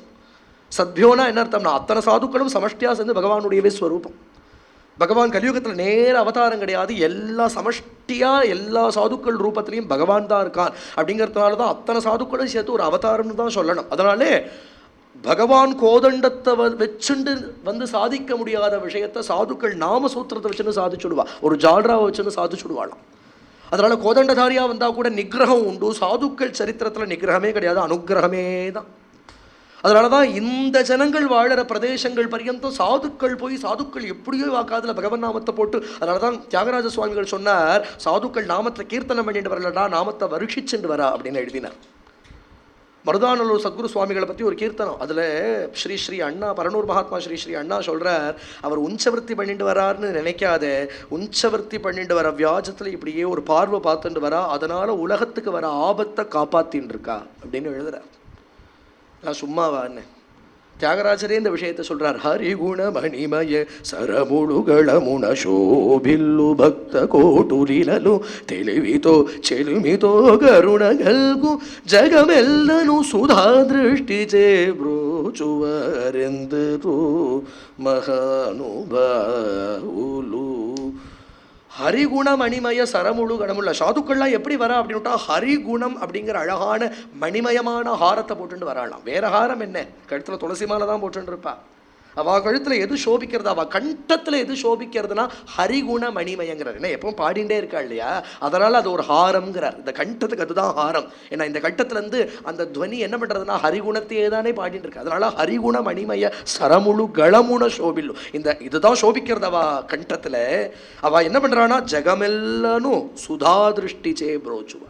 சுதா திருஷ்டினா அமிர்த திருஷ்டின்னு அர்த்தம். இந்த அமிர்த திருஷ்டியால் ஜெகத்தை தங்களுடைய அமிர்த திருஷ்டியால் காப்பாற்றுறவா சாதுக்கள், அதுதான் இங்கே சொல்லப்படுறது. அப்போ கலியுகத்தில் நேர பகவானை ஆசிரியிக்கிறதுக்கு பக்தி யோகத்தாலேயோ ஞான யோகத்தாலேயோ கர்மயோகத்தாலேயோ அவாவா பகவான் பர்யந்தம் போகிறதுக்கு சாமர்த்தியம் உள்ளவா போவா, கிள்ளி தெரிச்ச மாதிரி 4 பேர். ஆனால் இந்த யுக பிரவாகம் மகாபாபிகளும் மகாபிரஷ்டர்களும் அப்படிதானே இந்த யுகம் முழுக்க இருக்குது. இந்த யுகத்தை தான் சொல்லணும், வேற யாரும் சொல்கிறது. திட்டுறதானா கலியை தான் திட்டணும், வேற யாரும் திட்டுறது. அப்போ இவாள்லாம் எப்படி கரையேறுவாங்கிறத பகவானை ஆசிரயிச்சவாளை ஆசிரயிச்சு கரையேறிடும். உபாஸ்ரயாஸ்ரயாக. அதனால தான் அழகா ஆள வந்தாருங்கிற பெரியவர் ராமானுஜருக்கு ஆச்சாரியர். அவர் ரங்கநாதனை பார்த்து ஒரு ஸ்தோத்திரம் பண்ணுறார். அந்த ரங்கநாதனை பார்த்து சொல்கிறார், எனக்கு பிரம்ம பட்டம் கொடுத்தாலும் வேண்டாம், அபிமே ஜென்ம சதுர்முகாத்மனா, எனக்கு சதுர்முகனா ஜென்மா கொடுத்தாலும் வேண்டாம். அவர் என்னதான் வேணும் அப்படின்னுட்டா எங்கேயானும் அப்புறம் பெருமாள் கேட்பார் இல்லையா, சரி அப்படி ஆனால் என் பக்கத்தில் கைங்கரியம் பண்ணிட்டு இருக்கியா, அந்த ஜென்மா கொடுக்கட்டா, அதுக்கெல்லாம் ரொம்ப பாக்கியம் பண்ணியிருக்கணும், நான் பாப்பி, உன் திருமேனி தீண்டி திருமஞ்சனம் பண்ணுற பாக்கியம்லாம் நான் பண்ணலை, அதெல்லாம் ரொம்ப பெரியவா பண்ணியிருக்கா, அவளுக்கு தான் அதெல்லாம் கிடைக்கணும், எனக்கு என் யோக்கியத்தை தெரியும் எனக்கு. சரி அப்படியானால் எனக்கு புறப்பாடு பண்ணுற சமயத்தில் ஸ்ரீபாத தாங்கியாக என்ன தூக்கிண்டு போவியோ, உனக்கு அந்த பாக்கியம் கொடுக்கட்டானா, அதுக்கும் ரொம்ப பாக்கியம் பண்ணியிருக்கணும், அதெல்லாம் சாமான்யமா. ஒரு தீப்பந்தம் முடிச்சுட்டு போகிறவனா வேணா கொடுக்குறேனேடா, அதுவும் வேண்டாம், அதெல்லாம் ரொம்ப பெருசு, இதெல்லாம் என்ன சாமான்யமாக கொடுத்துட முடியுமா, நீயே கொடுத்தாலும் எனக்கு வேண்டாம், எனக்கு தெரியும் என் யோக்கியதை, அப்புறம் என்னடா வேணும் அப்படின்னு பெருமாள் கேட்டால் சொல்கிறார், உனக்கு கைங்கரியம் பண்ணுற மகாஸ்ரீ வைஷ்ணவாளுக்கு கைங்கரியம் பண்ணுறவாளுக்கு கைங்கரியம் பண்ணுறவாளுக்கு கைங்கரியம் பண்ணுறவாளோட ஆத்து புழக்கடையில் இருக்கிற சாக்கடையில் ஒரு புழுவா ஜென்மம். இது அவர் சொல்கிறார். ஏன் அப்படின்னு விட்டா, எனக்கு என்ன இதுக்கு மேலே பாக்கியம் என்ன வேணும். கோடை காலத்தில் அந்த பரமபாகவதர் வந்து கால் அலம்பிப்பர், அந்த ஸ்ரீபாத தீர்த்தம் என் மேலே படும், நல்ல வெயிலில் அந்த வெயில் பட்டு இந்த புழு பாவம் சரீரத்தை விட்டுடும், ஆனால் அந்த ஜீவன் வைகுண்டம் போயிடும். ஏன் அப்படின்னுட்டா, ஒரு பரமபாகவதனுடைய ஸ்ரீபாத தீர்த்தம் இவன் மேலே பட்டுதேங்கிற ஒரு காரணம் போதுமா பகவானுக்கு இவனுக்கு மோட்சம் கொடுக்கறதுக்கு. எது உபாஸ்ரயாஸ்ரயாக சுத்தியந்தி, இந்த இடத்துல பதம் பாருங்கோ, சுத்தியந்தி, இவனை பாவனம் பண்ணி மேலே அனுப்பிச்சு விடுறது அப்படிங்கிறது நம்ம சாமர்த்தியம் இல்லை, இதுதான் பாகவத தர்மம். கிருபையால். அந்த கிருப்பையை விதரணம் பண்ணுறதுக்குனே சாதுக்கள் கீழே இறங்குறா. அந்த பகவத் கிருப்பையை பூர்ணமாக நமக்கு கொடுத்துடுறவா சாதுக்கள் அப்படிங்கிற விஷயத்தை எல்லாம் சொல்லிட்டு வந்து உள்ள பகவானுடைய சிருஷ்டியை சொல்கிறார். இது எப்படி இருக்குன்னா நாரத பிரம்ம சம்வாதமாக அமையர்ச்சு. நாரதர் போய் ஒரு சமயம் கேட்குறார் பிரம்மாவை, நீங்கள் தானே சர்வாந்தரியாமே, நீங்கள் தானே உங்கள் சங்கல்பத்தால் ஜெகத்தை சிருஷ்டி பண்ணுறேள், நீங்கள் தானே உங்கள் சங்கல்பத்தால் சர்வத்தையும் ஸ்திதி பண்ணுறேள், நீங்கள் தானே உங்களுக்குள்ளே ஒடுக்கிக்கிறேள், நீங்கள் தானே சர்வகாரண வஸ்துவாக இருக்கேள் அப்படின்னு சொன்னால் நம்ம ஏற்றுக்கலாமா? ஒரு சமயம் காஞ்சி பெரியவா சொல்கிறா, எல்லாரும் எனக்கு நமஸ்காரம் பண்ணுறா, நான் என்ன பண்ணுறேன்னா நாராயண நாராயணான்னு சொல்லிகிட்டே இருக்கேன். ஏன் அப்படின்னு விட்டா, அந்த நமஸ்காரத்தை எல்லாம் நாராயணனுக்கு அப்ராப்ரியேட் பண்ணிட்டு இருக்கேங்கிறார். இங்கேயாலும் இந்த நமஸ்காரத்தை நான் எனக்கு பண்ணினதாக எடுத்துட்டு நான் அதுக்கு ஆசீர்வாதம் பண்ணிவிட்டா முடியுமா? அது மிஸ்அப்ராப்ரியேஷன் ஆகிடுமேங்கிறா வேற. பெரியவாத அழகா அது ஒரு ஃபினான்ஷியல் டேர்ம், அது மிஸ்அப்ராப்ரியேஷன். அது சொல்கிறா, நான் அதை அப்ராப்ரியேட் பண்ணிகிட்டே இருக்கேன் நாராயணனுக்கு, அதனால தான் நாராயணான்னு சொல்லிட்டு இருக்கேன். அதை போல் பிரம்மாவை பார்த்து நாரதர் இப்படி ஒரு ஸ்துதி பண்ணின உடனே பிரம்மா சொல்கிறார், எனக்குள்ளேயும் ஒருத்தன் அந்தரியாமியாக இருந்துட்டு இந்த காரியம் பண்ணுறான், அவன் தான் பகவான், அவர் தான் சர்வகாரண வஸ்து. அவர் சங்கல்பத்தால் அவருடைய நாபியிலிருந்து நான் வந்தேன். நான் வந்துட்டேனோ, நான் என்ன பண்ணினேன்னா இப்படி யாருடா எனக்கு ஆதாரம்னு பார்க்க போனேன். ஒரு தாமரை தான் தெரிஞ்சது. இந்த தாமரையுடைய நாளை பர்யந்தம் போயிட்டேன், அடி தெரியறது, ஆனால் அதுக்கு ஆதாரம் எதுன்னு தெரியல. பத்மநாபன் தெரியல, நாபி தெரியணும் இல்லையா நமக்கு, பத்மநாபனுடைய நாபி தெரியலை, தாமரை தான் தெரியறது. தாமரையுடைய அடி பர்யந்தம் போயிட்டேன், அந்த ஸ்வரூபம் தெரியணுமானால் அவன் சங்கல்பத்தில் அவன் தன்னை காண்பிச்சு கொடுத்தாதான் உண்டு. இந்த ஊனக்கண்களால் அவனை பார்த்துட முடியாது. ஆனால் அசரீரி மட்டும் கேட்டது தப அப்படின்னு ஒரு 2 அக்ஷரம் என் காதில் விழுந்தது. உடனே தபஸில் உட்காண்டேன். 1000 தேவ வருஷ காலம் அப்படி தபஸ் பண்ணினேன். கண்ணை முழிச்சு பார்த்துட்டா வைகுண்ட தரிசனம் ஏற்படுறது. உடனே என்ன பண்ணுறாரு அப்படின்னுட்டா, பிரம்மா அந்த ஆனந்தமாக அந்த வைகுண்டத்தை பார்க்குறாரு. ஸ்ரீபூ நீலா சகிதமாக பகவான் விரஜாங்கிற நதி ஓடுறது. அங்கே பரவாசுதேவ மூர்த்தியாக உட்காண்டிருக்கார். ஆச்சரியமான ரூபத்தில் விஸ்வக்சேனர், அந்த இடத்துல கருடர், நந்த சுனந்தாதிகள்லாம் பகவானை ஸ்தோத்திரம் பண்ணிட்டு இருக்க. நித்தியசூரிகள் மத்தியில் ரிஷிகள் கிண்ணற கந்தர்வாள்லாம் ஸ்தோத்திரம் பண்ணிட்டு இருக்கேன். அற்புதமான காலம், கர்வம், ஸ்வபாவம், மாயை அப்படிங்கிற எதுவும் கிட்டக்க வர முடியாத ஒரு லோகம் வைகுண்டம். அப்ராக்கிருதமானது, பரந்தாமம். பரமபாகவதாளுக்கு மட்டுமே தான் அந்த தரிசனம் கிடைக்குமா. நம்மாழ்வாருக்கு சரீரத்தோடு இருக்கிற சமயத்திலேயே நம்மாழ்வாருக்கு பரவாசுதேவ அனுபவம் ஏற்பட்டது. பரவாசுதேவனை போய் வைகுண்டத்தில் தரிசனம் பண்ணிட்டு வரார். அதை போல் பூந்தானம்ங்கிற பரமபக்தர், குருவாயூரப்பனுடைய பக்தர், அவர் ஞானப்பானை அப்படின்னு பாடியிருக்கார். நிறைய மலையாள பதங்கள் பாடியிருக்கார். குருவாயூரப்பனுடைய கிருபையாலேயே அவருடைய ஜீவித காலத்தில் அவருடைய சூக்ஷ்ம சரீரம் மட்டும் வைகுண்டம் போயிட்டு வந்தது. அதுக்கப்புறமா சமீபத்தில் வாசுதேவ பிரம்மம்னு ஒரு பெரிய மகான் இருந்தார். ஸ்ரீ அண்ணாவுடைய பரனூர்லேயே பக்த கோலாகலனை பக்தி பண்ணிட்டு இருந்த ஒரு பெரிய மகானவர். அவருக்கு சரீரத்தோட பரவாசுதேவ அனுபவம் ஏற்பட்டது அவர் ஜீவித காலத்திலேயே. அப்போ இந்த இடத்துல பகவான் இப்படி காட்சி கொடுத்துட்டு பகவான் நடந்து வரான். இறங்கி வந்து பிரம்மாவை கரஸ்பர்ஷம் பண்ணினான்னு இருக்கான். ஏன்னா த ஃபர்ஸ்ட் அத்தாரிட்டி அவர் பகவான் பார்த்து இந்த சிருஷ்டியை டெலிகேட் பண்ணியிருக்கார் பிரம்மாவுக்கு, நீ பண்ணு. அவர் பண்ணலை, அவருக்குள்ளே இவர் தான் பண்ணுறார். நாம் பண்ணுறோங்கிற எண்ணமே தப்பு இல்லையா? அது பிரம்மாவாக இருந்து அந்த காரியங்களை பண்ணுறார். விஷ்ணுவாக இருந்து சம்ரட்சிக்கிறார், ருத்ரனாக இருந்து சம்ஹரிக்கிறார். 3 ரூபங்களை தரிச்சுருக்கிறது ஒரு வாசுதேவன் தான். அதனால தான் திரிமூர்த்திகள்லையும் பேதம் பார்க்கப்படாது. அதனால் பிரம்மாவை பார்த்து சொல்கிறார், பரவாயில்லையே பிரம்மா, நீ தபசு பண்ணி என்னை பார்த்துட்டியே அப்படிங்கிறார். உடனே பிரம்மா சொல்கிறார், பிரபோ இந்த மாதிரி வார்த்தைகளை சொல்லி என்னை மயக்காதே. ஏன்னா என்னை சிருஷ்டி பண்ணினதும் நீ, என்னை தபசு பண்ணுன்னு சொன்னதும் நீ, எனக்குள்ளே உட்காந்து தபசு பண்ணினதும் நீ, என்னை தரிசனம் கொடுக்கறதும் நீ. நான் என்ன பண்ணினேன், என் சாமர்த்தியமா அப்படின்னு சொல்லவே பகவான் சந்தோஷப்பட்டார். பிரம்மாவை கரஸ்பர்ஷம் பண்ணினார். பிரம்மாவுக்கு சதுஸ்லோகி பாகவதம்ங்கிற பாகவதத்தை உபதேசிச்சார். இதுதான் முதல்ல பகவதா புரோக்தம் பாகவதம். இந்த பாகவதத்துக்கு முதல்ல பிரவர்த்தகன் யாருன்னா லக்ஷ்மிநாத சமாரம்பாம்னு பகவான் தான். பகவான்றது தான் அந்த பாகவதம் முதல்ல வந்தது. பகவான் பிரம்மாவுக்கு உபதேசிச்சார். 4 ஸ்லோகங்களாக இந்த சதுஸ்லோகி பாகவதமாக உபதேசிக்கிறார். தன்னுடைய தத்துவம் என்ன, தன் ஈஸ்வர தத்துவம் என்ன, மாயா தத்துவங்கிறது என்ன, பிரம்ம தத்துவங்கிறது என்ன, எப்படி எல்லாத்துக்குள்ளேயும் பகவான் பிரவேசிச்சிருக்கேன் அப்படிங்கிற தத்துவார்த்தமாக அது அமையிறது. அதுக்கு வியாக்கியானம் பண்ணுறதா இருந்தால் அது ரொம்ப வசதியான விஷயம். அது பரம வேதாந்தமாக இருக்குது. அதைத்தான் என்ன பண்ணுறாருன்னா பிரம்மா நாரதருக்கு உபதேசம் பண்ணுறார். இதைத்தான் பகவான் எனக்கு உபதேசம் பண்ணினா, இதை துமேதத்து விபுலீ குரு, இதை கொஞ்சம் நீ விஸ்தாரம் பண்ணு அப்படின்னு சொல்லவே நாரதர் அதை விஸ்தரித்து வியாசருக்கு உபதேசித்தார். அதை வியாசர் சுகருக்கு உபதேசிக்கிறார். சுகர் அதை பரீட்சத்துக்கு உபதேசம் பண்ணுறார். அதைத்தான் சௌனகாதி ரிஷிகளுக்கு சூத புராணிகர் சொல்கிறார். அது அப்புறம் இன்னைக்கு அத்தனை குரு பரம்பரையிலையும் இது பாகவதம் வந்து வந்து வந்து இன்னைக்கு நம்ம பரியந்தம் வந்திருக்கு. அதனால பகவான்கிட்ட இருந்து வெளிப்பட்டது இந்த பாகவதம். பகவான் தன்னுடைய ஹிருதயமா வச்சுருக்கிற விஷயத்தை பிரம்மா கிட்டக்க வெளியிட்டான். அதுதான் சதுஸ்லோகி பாகவதம். அதுதான் 18,000 விரிஞ்சிருக்கு. ரொம்ப ஆச்சரியமா இப்படி தித்திய ஸ்கந்தம் முடியறது. திருத்திய ஸ்கந்தத்துல விதுரரும் உத்தவரும் ஒருத்தர் பார்த்துக்கிறார். ஏன்னா ரொம்ப நாளாக விதுரர் ஆற்ற விட்டுட்டு கிளம்பி விட்டாருங்கிறத சொன்னோம். நேற்றுக்கு தான் அந்த கதையை பார்த்தோம். அவர் யுத்தங்கள்லாம் முடிஞ்சதுக்கு அப்புறம் தான் வந்தார். அப்புறம் திருதராஷ்டிரனையும் காந்தாரியும் அழிச்சுன்னு அப்படி போயிட்டாருங்கிறத பார்த்தோம் இல்லையா. ஏன்னா இந்த யுத்தத்தை பார்க்க சகிக்கல அவருக்கு. விதுரரும் உத்தவருமா எங்கே சந்திச்சுக்கிறா அப்படின்னுட்டா, பகவான் இப்போ பிரபாச க்ஷேத்திரத்தில் உத்தவனுக்கு எல்லா உபதேசங்களையும் பண்ணிட்டு உத்தவனுக்கு 2 பாதுகைகளையும் கொடுத்துட்டு, நீ பத்ரிகாசிரமம் போயிடு உத்தவா, நீ அங்கே என்ன பக்தி பண்ணின்று இந்த பாதுகைகளை ஆராதனை பண்ணின்று அப்படின்னு பகவான் உத்தவனை அனுப்பிச்சுட்டு பகவானும் வைகுண்டம் கிளம்பி ஆயிடுச்சு. விதுரருக்கு இந்த விஷயம் தெரியாது. விதுரர் இந்த தீர்த்தாட்டனங்கள்லாம் முடிச்சுட்டு இப்படியே வர சமயத்தில் திரிவேணியில் யமுனை எங்கே கலக்கிறதோ அந்த யமுனா தீரத்தில் விதுரரும் உத்தவரும் சந்திச்சுக்கிறார். இவளும் பரமபக்த, அவா 2 பேரும் பரமபக்தாள். வா 3 பேரும் சந்திச்சுண்டா இப்படி தான் இருக்குமோ. விதுரரும் உத்தவரும் ஒருத்தர் பார்த்துட்ட உடனே பரம கிருஷ்ண பக்தாளாக இருக்கிறதுனாலேயே ஒருத்தர் ஆலிங்கனம் பண்ணிண்டா மீனி சிலிர்த்துது அவளுக்கு. ஏன்னா இவாளை சம்பந்தப்படுத்துகிற விஷயம் கிருஷ்ணன் இல்லைன்னா பாகவதாளுக்கு என்ன சம்பந்தம்? எங்கேயோ இருக்கோம், எங்கேயோ இருந்தவாள்லாம் ஒன்று சேர்றோம், ஒரு சத்சங்கம் நடக்கிறது அப்படின்னுட்டா சேர்த்து வைக்கிறவர் யாருன்னு பார், சேர்த்து வைக்கிற விஷயம் என்னன்னு பார். எந்த விஷயம் சேர்க்கறது? இங்கே அத்தனை பேர் வந்தாலும் ராதே ராதே, அத்தனை பேர் பேசினாலும் குருநாதரை பற்றி சத்சங்கத்தை பற்றி இப்படி ஒரு பந்தம் ஏற்பட்டிருக்கேன் நமக்குள்ள. எவ்வளவோ கூட்டம் கூடுறது, அதுக்கெல்லாம் சத்சங்கம்னு பேர் இல்லையே. எவ்வளவோ சங்கம் கூடுறது, எதற்கோ கூடுறது, எதையோ செலிப்ரேட் பண்ணுறா, என்னென்னவோ எதையோ பேசிக்கிறதுக்காக. ஒரு கல்யாணம்ங்கிற பேர், ஏதோ பாவம் மாப்பிள்ளையும் பொண்ணும் பரிதாபமாக நின்றுருப்பா, இங்கே ஒரு கூட்டமாக ஏதோ சேரை பொண்ணு உட்காந்து பேசிட்டு, நீ சாப்பிட்டியா, நான் அவசௌக்கியமா உம்புள்ள என்ன பண்ணினா, எம்புள்ள என்ன பண்ணினா, உனக்கு எங்கே பென்ஷன் வந்ததா, இவருக்கு ரிட்டையர்மெண்ட் பெனிஃபிட் வந்ததா, அவர் அமெரிக்கா போயிட்டானா, அவன் எங்கே லண்டனில் இருக்கானா, நாட்டு பொண்ணு வரலையா, பேர் என்ன கதை வேண்டாம் கிடக்கு.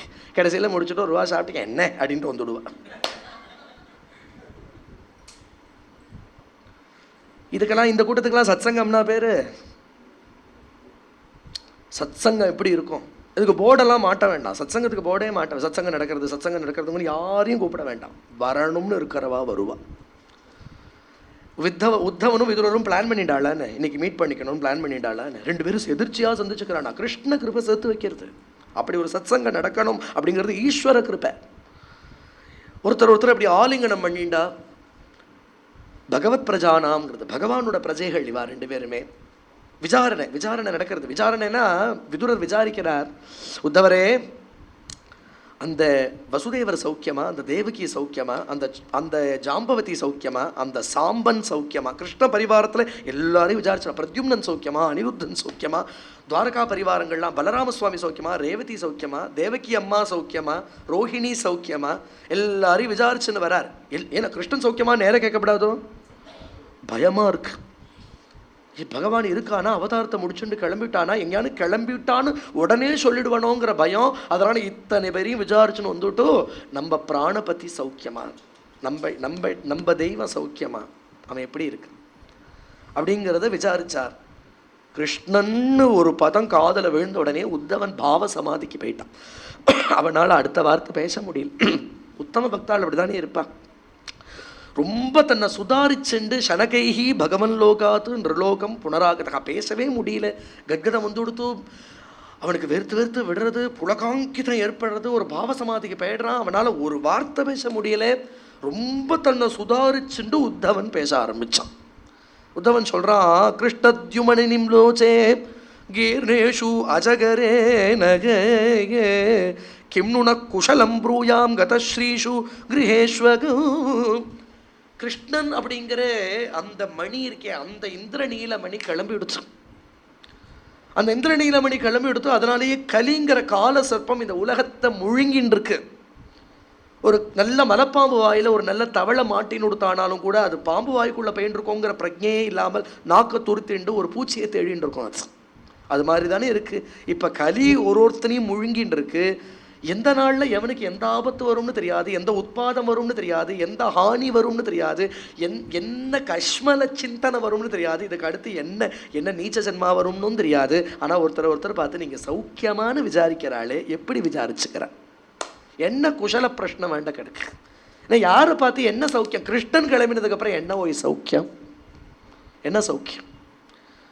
இன்னொன்னு, இந்த கிருஷ்ணன் இருந்த பர்யந்தம் எத்தனை பேர் அவனை பகவான்னு தெரிஞ்சுட்டா?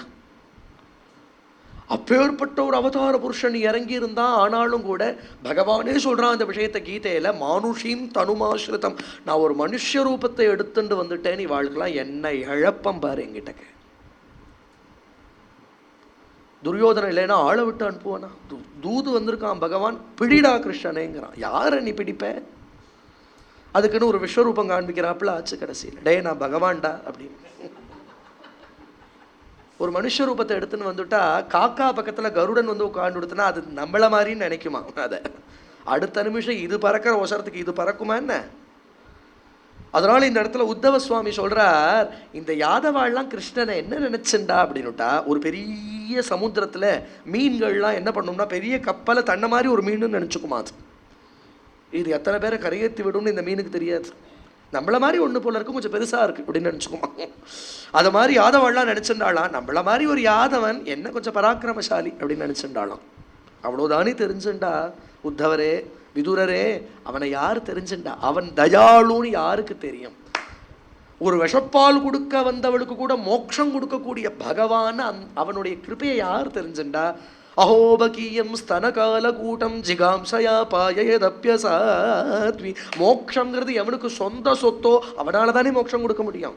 இல்லைன்னா விஷப்பால் கொடுக்க வந்த ஒரு பாலக்னி, ஒரு துஷ்டைக்கு மோட்சம் கொடுத்துட முடியுமா? அப்படின்னா மோட்சம் அவன் சொந்த சொத்தா தானே இருக்கணும். அப்ப பரந்தாமன்தான் அவன் அப்படின்னு எத்தனை பேருக்கு தெரிஞ்சது? அவன் பகவான் எவ்வளவு பேருக்கு தெரிஞ்சது? யாரோ யாதவன், யாரோ அர்ஜுன சகா, யாரோ மாடு மேய்ச்சின்னு இருந்தோம் அப்படின்னு தானே எல்லாரும் பார்த்தா. இல்லைன்னா சிசுபாலன் பேசுவானா?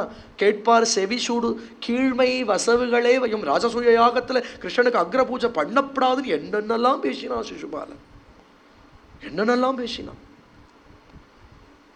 அவனுக்கும் மோட்சம். இப்படி ஒரு தெய்வத்தை நீ எங்கேயானு பார்ப்பையாங்கிறார். இப்படி ஒரு தயாளு எங்கேயானு பார்ப்பையா? கம்பா நம்ம ஆசிரியிச்ச தெய்வம் அப்படிப்பட்ட ஒரு தெய்வம் இல்லையா? தயாளு இல்லையான்னு இவா பரஸ்பரம் பேசிக்கிறா. உத்தவர் சொல்றார், விதுரரே நீ ரொம்ப பாக்கியம் பண்ணினவர். ஏன் ஏன் ஏன் அப்படி சொல்றீர்? என்ன சுவாமி? பகவான் உம்ம நினைச்சுண்டான். விதுரரே, அந்திம சுவாசத்துல ஒரு மனுஷனுக்கு பகவத் ஸ்மரணை ஏற்படணும்னு அதுக்கு பகுப்பிரயாசம் பண்றோமே.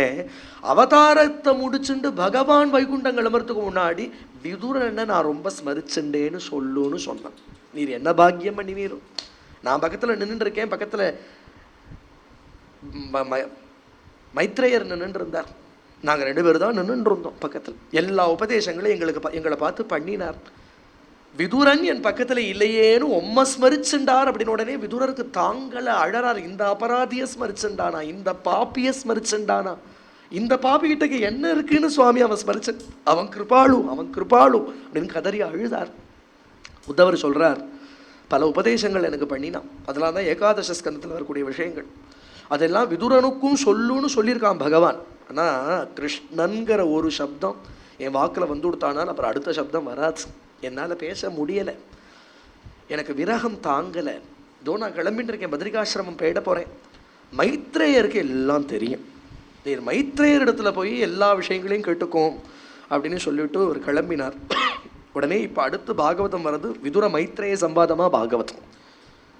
ஹரித்வார க்ஷேத்திரத்தில் மைத்ரேயர் தபஸில் இருக்கார். ஹரித்வாரத்தில் போய் விதுரர் போய் அவரை விழுந்து சேவிச்சு பகவான் சொன்ன விஷயங்களை தனக்கு திருவாய் மலர்ந்து அருளணும் அப்படின்னு சொல்லவே உடனே மைத்ரேய சுவாமி இந்த இடத்துல ஆச்சரியமாக பேச ஆரம்பித்தார். அவரும் சிருஷ்டியை விஸ்தாரமாக சொல்லிட்டு வர்றார். விதுரர் இங்கே கேள்விகள் கேட்க மைத்ரேயர் பதில் சொல்லிகிட்டே வர்றார். சிருஷ்டி விஷயங்கள்லாம் ரொம்ப அழகாக சொல்லிகிட்டே வர்றார். சிருஷ்டிங்கிறது முதல்ல பிரம்மா வந்தார். பிரம்மா கிட்ட இருந்து முதல்ல அவர் பண்ணின சிருஷ்டி சனகாதிகளை சிருஷ்டி பண்ணினார். ஏன்னா சிருஷ்டி விஸ்தாரம் அடையணும். சிருஷ்டி அப்படிங்கிறது ஒருத்தர் ஏதோ கல்யாணம் பண்ணிட்டார் ஒரு குழந்தை பிறக்கிறதுங்கிற சிருஷ்டி கிடையாது. மானசீகமாக பண்ணுற தபசால பண்ணுற சிருஷ்டி. இது உண்டாகணும்னு நினச்சா உண்டாயிடுமா, அப்படிப்பட்ட சிருஷ்டி அது. அப்படிங்கிறதுனால முதல்ல சனகாதிகளை தான் உண்டு பண்ணினார். சனகாதிகள் சிருஷ்டி பண்ணணும் அப்படின்னு பார்த்தா அந்த 4 குழந்தைகள் சனகர், சனந்தனர், சனாதனர், சனத்குமாரர், இவன் 4 பேர்களும் என்ன பண்ணினா பிரவருத்திக்கு வரமாட்டோம். பிரவருத்தினா உலக விஷயங்கள்ல உலகத்தில் காரியம் பண்ணுறதுக்கு பிரவருத்தின்னு பேர், அதில் விலகி போகிறதுக்கு நிவர்த்தின்னு பேர், மோட்ச மார்க்கம். இவாள்லாம் 4 குழந்தைகளும் 5 வயசு குழந்தைகளாகவே தான் எப்பவும் இருப்பா. அவதூத வேஷத்துல தான், வஸ்திரங்கள் இல்லை, குழந்தைகளாக தான் இருப்பா. எந்த லோகத்திலையும் சஞ்சாரம் பண்ணிட்டு இருப்பா. ஆத்மாராமர்களாக அவளுடைய ஆத்மாலேயே ரமிச்சென்றிருக்கிறவர்களா இருப்பா. ஆத்மஜானிகளா இருப்பா. அந்த 4 குழந்தைகளும் நாங்கள் சிருஷ்டி விவகாரத்துக்கெல்லாம் வரவே மாட்டோம், நாங்கள் 4 பேரும் இப்படி கிளம்பிடுறோம்னு மோட்ச மார்க்கத்தில் போயிட்டான். கோபம் வந்துடுச்சு. என்ன ஆச்சு அப்படின்னுட்டா, பிரம்மாவுடைய பூமத்தியிலேருந்து அந்த கோபத்திலேருந்து ஒரு ஜோதி வந்தது, அதுலேருந்து ஒரு குழந்தை வந்தது. அந்த குழந்தை பிறக்கிறதையா அழுதுண்டே பிறந்தது. இப்போ அழுதுறதுக்கு ருதத்தின்னு பேர், அழுதுண்டே பிறந்ததுனால ருத்ரன்னு பேர். அந்த குழந்தை பிறந்த உடனே கேட்குறது, என்ன எதுக்கு சிருஷ்டி பண்ணினேன், நான் ஏன் இங்கே வந்தேன், எனக்கு ஏதாவது ஸ்தானம் கொடு, நான் எங்கே போயிருக்கேன்னு அந்த குழந்தை கேட்கறது. உடனே அவருக்கு 11 ஸ்தானங்களை உண்டு பண்ணினார், 11 தேவிகளை உண்டு பண்ணினார். அதுதான் ஏகாதச ருத்ரர்கள். அவரை பார்த்து சிருஷ்டி பண்ணு அப்படின்னு அவர் நிறையா பூதகணங்களாக சிருஷ்டி பண்ண ஆரம்பிச்சு. உடனே சிருஷ்டியில் நடுநிலை இருக்கணும். ரஜோமயமான ரொம்ப சிருஷ்டியும் விடாது, தமோமயமான சிருஷ்டியும் விடாது, ஓரளவுக்கு சாத்வீகத்தோடு தான் அந்த சிருஷ்டியை பண்ணணும். அப்படிங்கிறதுனாலே அதாவது ராஜசம் வேணும் சிருஷ்டியில். ரொம்ப சாத்வீகமாகவும் விடாது, ரொம்ப தமசாகவும் விடாது. ரொம்ப சாத்வீகமாக இருந்துட்டாலும் மோட்ச மார்க்கம்னா வாழலாம் கிளம்பிவிட்டா, ரொம்ப தமசாக இருந்தாலும் பூதகணங்களாக போய்டுறது. அப்படிங்கிறதுனால நடுநிலையிலிருந்து சிருஷ்டி பண்ணணும். அப்படிங்கிறதுனாலேயே மேலே இப்போ என்ன பண்ணினார் அப்படின்னுட்டா, சுவாயம்புவ மனு சதரூபைங்கிற ஒரு மிதுனம், ஒரு பதி பத்னியை உண்டு பண்ணினார். அது மட்டும் இல்லாமல் நவ பிரஜாபதிகளை பிரம்மா சிருஷ்டி பண்ணினார். பிரம்மா கிட்டக்க இருந்தே தோன்றினவா இவாள்லாம். பிரம்மாவுடைய ஒவ்வொரு அவயவத்திலிருந்து தோன்றினவா நவ பிரஜாபதிகள். பிருகு, வசிஷ்டர், அத்ரி முதலிய நவ பிரஜாபதிகளை சிருஷ்டி பண்ணினார். இவாளை பார்த்து சிருஷ்டி பண்ணும்படியாக சொல்லிட்டார். இப்போ சிருஷ்டி பண்ணணும்னா முதல்ல சிருஷ்டிக்கு பூமி வேணும். அந்த பூமி பிரளய ஜலத்தில் மூழ்கி இருக்கிறதுனாலே இப்போ அந்த சிருஷ்டிக்கு அந்த பூமியை கொண்டு பிரதிஷ்டை பண்ணணும். பிரளய ஜலத்துலேருந்து அந்த பூமியை எடுத்துட்டு வரணும். இது யார் பண்ணுறது? இது பெரிய காரியமாச்சே. பிரம்மா உடனே பார்க்கிறார், பரமபுருஷனை தன்னுடைய ஹதயாகாசத்தில் தியானம் பண்ணணும்னு சொன்னேன் இல்லையா, அவருடைய ஹதயாகாசத்தில் அங்குஷ்ட மாத்திரத்துக்கு பரமபுருஷனை எப்பவும் தியானம் பண்ணிட்டு இருப்பாரே, அந்த பரமபுருஷனை தியானம் பண்ண அந்த பரமபுருஷனே வராக ரூபத்தை எடுத்துண்டு பிரம்மாவுடைய நாசி வழியாக கீழே ஜொப்புன்னு குதிச்சார். இத்யபித்யாயதோ நாசா விவராத் சகசானக வராதோகோ நிரகாது அங்குஷ்ட பரிமானக. பிரம்மாவுடைய நாசி வழியா, நாசித்வாரத்தின் வழியா, நாசித்வாரம் போருமா இருந்துதான் அந்த வராகத்துக்கு குதிக்கிறதுக்கு. ஒரு கட்டவரல் பிரமாணத்துக்கு வராகம் கீழே குதிச்சது. அதுக்கப்புறம் பார்த்தா கஜமாத்திர பிரவருச்சே பார்த்தா இந்த அண்டசராச்சரத்தை வியாபிச்சு நிற்கிறார். வராக புராணம் சொல்றது, பிறந்த குழந்தைக்கு காலில் காப்பு போட வேண்டாமா, காப்பு போடுவாளே, அது போல இந்த வராகத்துக்கு காலில் ஒரு தண்டை போடுறாளாம். அந்த தண்டை என்ன பண்ணுவானா, அந்த நாள்ல எல்லாம் உள்ள ஒரு கல் மாதிரி போட்டுடுவா. அது ஒரு சப்தம் கொடுக்கும். அதை போல வராகத்தோட காலுக்கு போடுற தண்டைக்கு உள்ள எந்த கல்லை போடுறதுன்னா மேரு பர்வத்தத்தை தான் போடுறாப்புல ஆச்சான். மேரு பர்வதம் எப்படி இருக்கு அப்படின்னுட்டா, இங்கே பாதாளத்துலேருந்து ஆரம்பிச்சு சத்தியலோக பர்யந்தம் வியாபிச்சிருக்கிற மானசகிரி யோகிகள்லாம் சாட்சாத்கரிக்கக்கூடிய பர்வதம் அது. விராட் புருஷனுக்கு முதுகுத்தண்டா இருக்கிறது மேரு பர்வதம். அதுதான் எல்லாத்தையும் தரிக்கிறது. பாதாளத்துலேருந்து எல்லாம் அந்த இடத்துல தானே இருக்கு. எல்லாம் அந்தந்த கிரகங்களை அதோட ஸ்தானத்தில் அதை தரிக்கிறது எதுன்னா இந்த மேரு தான் தரிக்கிறது. அந்த மேருவை தான் வராகத்தோட காலுக்கு தண்டைக்கு உள்ள கல்லா போடுறாப்புல ஆச்சா, அந்த கண துவனி கேட்கறதுக்காக அப்படின்னு சொல்றது. அப்படின்னா ஒரு ரூபம் எப்படி இருக்கும்? வராக புராணம் சொல்றது இந்த விஷயத்தை. அவர் நேராக கீழே பாஞ்சார், அடியில் போய் பிரளய ஜலத்தில் ஹிரண்யாக்ஷன் அப்படிங்கிற ஹிரண்யகசிபுவுடைய தம்பி, அவன் தான் அந்த பூமியை காவல் காத்துருக்கான். தன்னுடையதுன்னு வச்சுருக்கான். மகாபராக்கிரமசாலிகள் தானே வாழலாம். அவனுடைய ஜென்மாலாம் பின்னாடி வர்ணிக்கப்படுறது. அவன் எப்படி பிறந்தான்ங்கிறதெல்லாம் வருது. அவனை பகவான் வதம் பண்ணி அந்த பூமியை கொண்டு பிரதிஷ்டை பண்ணினார். உடனே சிருஷ்டி ஆரம்பிக்கிறது.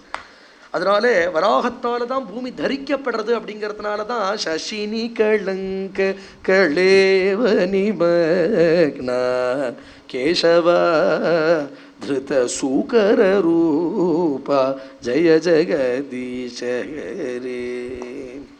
வராகத்தால் தான் இந்த பூமி தரிக்கப்படுறது. ஆதிவராக மூர்த்தி தான் இந்த பூமியை தரிக்கிறார். அப்படிங்கிறதுனால தான் அந்த பூமியே அவர் தன்னுடைய அந்த ஸ்ருங்கத்தில் வச்சு கொண்டு வரார். அப்படிங்கிறதெல்லாம் தத்துவமாகவும் பார்க்க வேண்டிய விஷயம். ஆதிவராகமாக இருந்து இந்த பூமியை தரிச்சுன்னு இருக்கார் அவர் தான். அதனால உடனே இந்த இடத்துல அவருடைய கர்கரிதம், ஒரு கர்ன்னு ஒரு கோஷம் பண்ணிட்டு ஒரு பிராகிருத வராகம் போல இருக்கார். இந்த வராகத்தை பார்த்து தான் அப்புறம் பிரம்மாவுக்கு வராகம்னு ஒரு ரூபம் இருக்குன்னு, அப்புறம் இதுதான் ஆதி வராகம், அப்புறம் அதை வச்சுன்னு தான் பாக்கி வராக சிருஷ்டியே.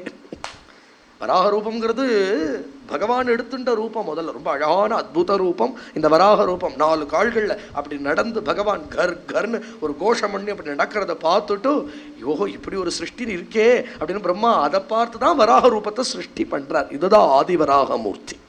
பூவராகமூர்த்தியா ஸ்ரீமுஷ்ணத்தில் சோபிக்கிறார். திருப்பதியிலையோ அவர் தான் முதல்ல அது வராக்ஷேத்திரம் தான். அது அப்புறம் தான் ஸ்ரீனிவாச க்ஷேத்திரமாக ஆறுது.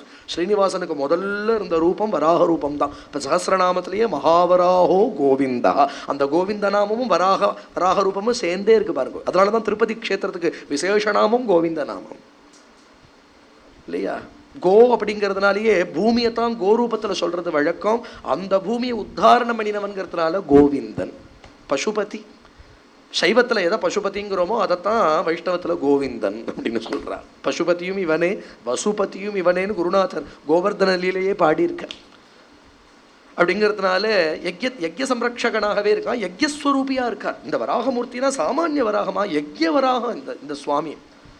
அவருடைய ரோமங்கள் எல்லாமே என்னன்னா எல்லாம் யஜ்யஸ்வரூபமாகவே இருக்கு. அவருடைய நாக்கே தர்விக்கரண்டியா இருக்கு. அவருடைய உடம்புல இருக்கிற ரோமங்களாமே தர்பைகளாக எல்லாம் சந்தஸா வேத சந்தஸுகளாக இருக்கு அப்படின்னு சொல்லப்படுறது. அதனால சாமானிய ரூபம் இல்லை, ஞானவராக மூர்த்தியா இருக்கார். அதனால ரிஷிகள்லாம் ஜிதம் ஜிதம் தே அஜிதா யஜ்ய பாவனா த்ரயின் தனும் ஸ்வாம் பரிதுன்பதே நம. அவருடைய ரூபமே வேதஸ்வரூபியா இருக்கார்.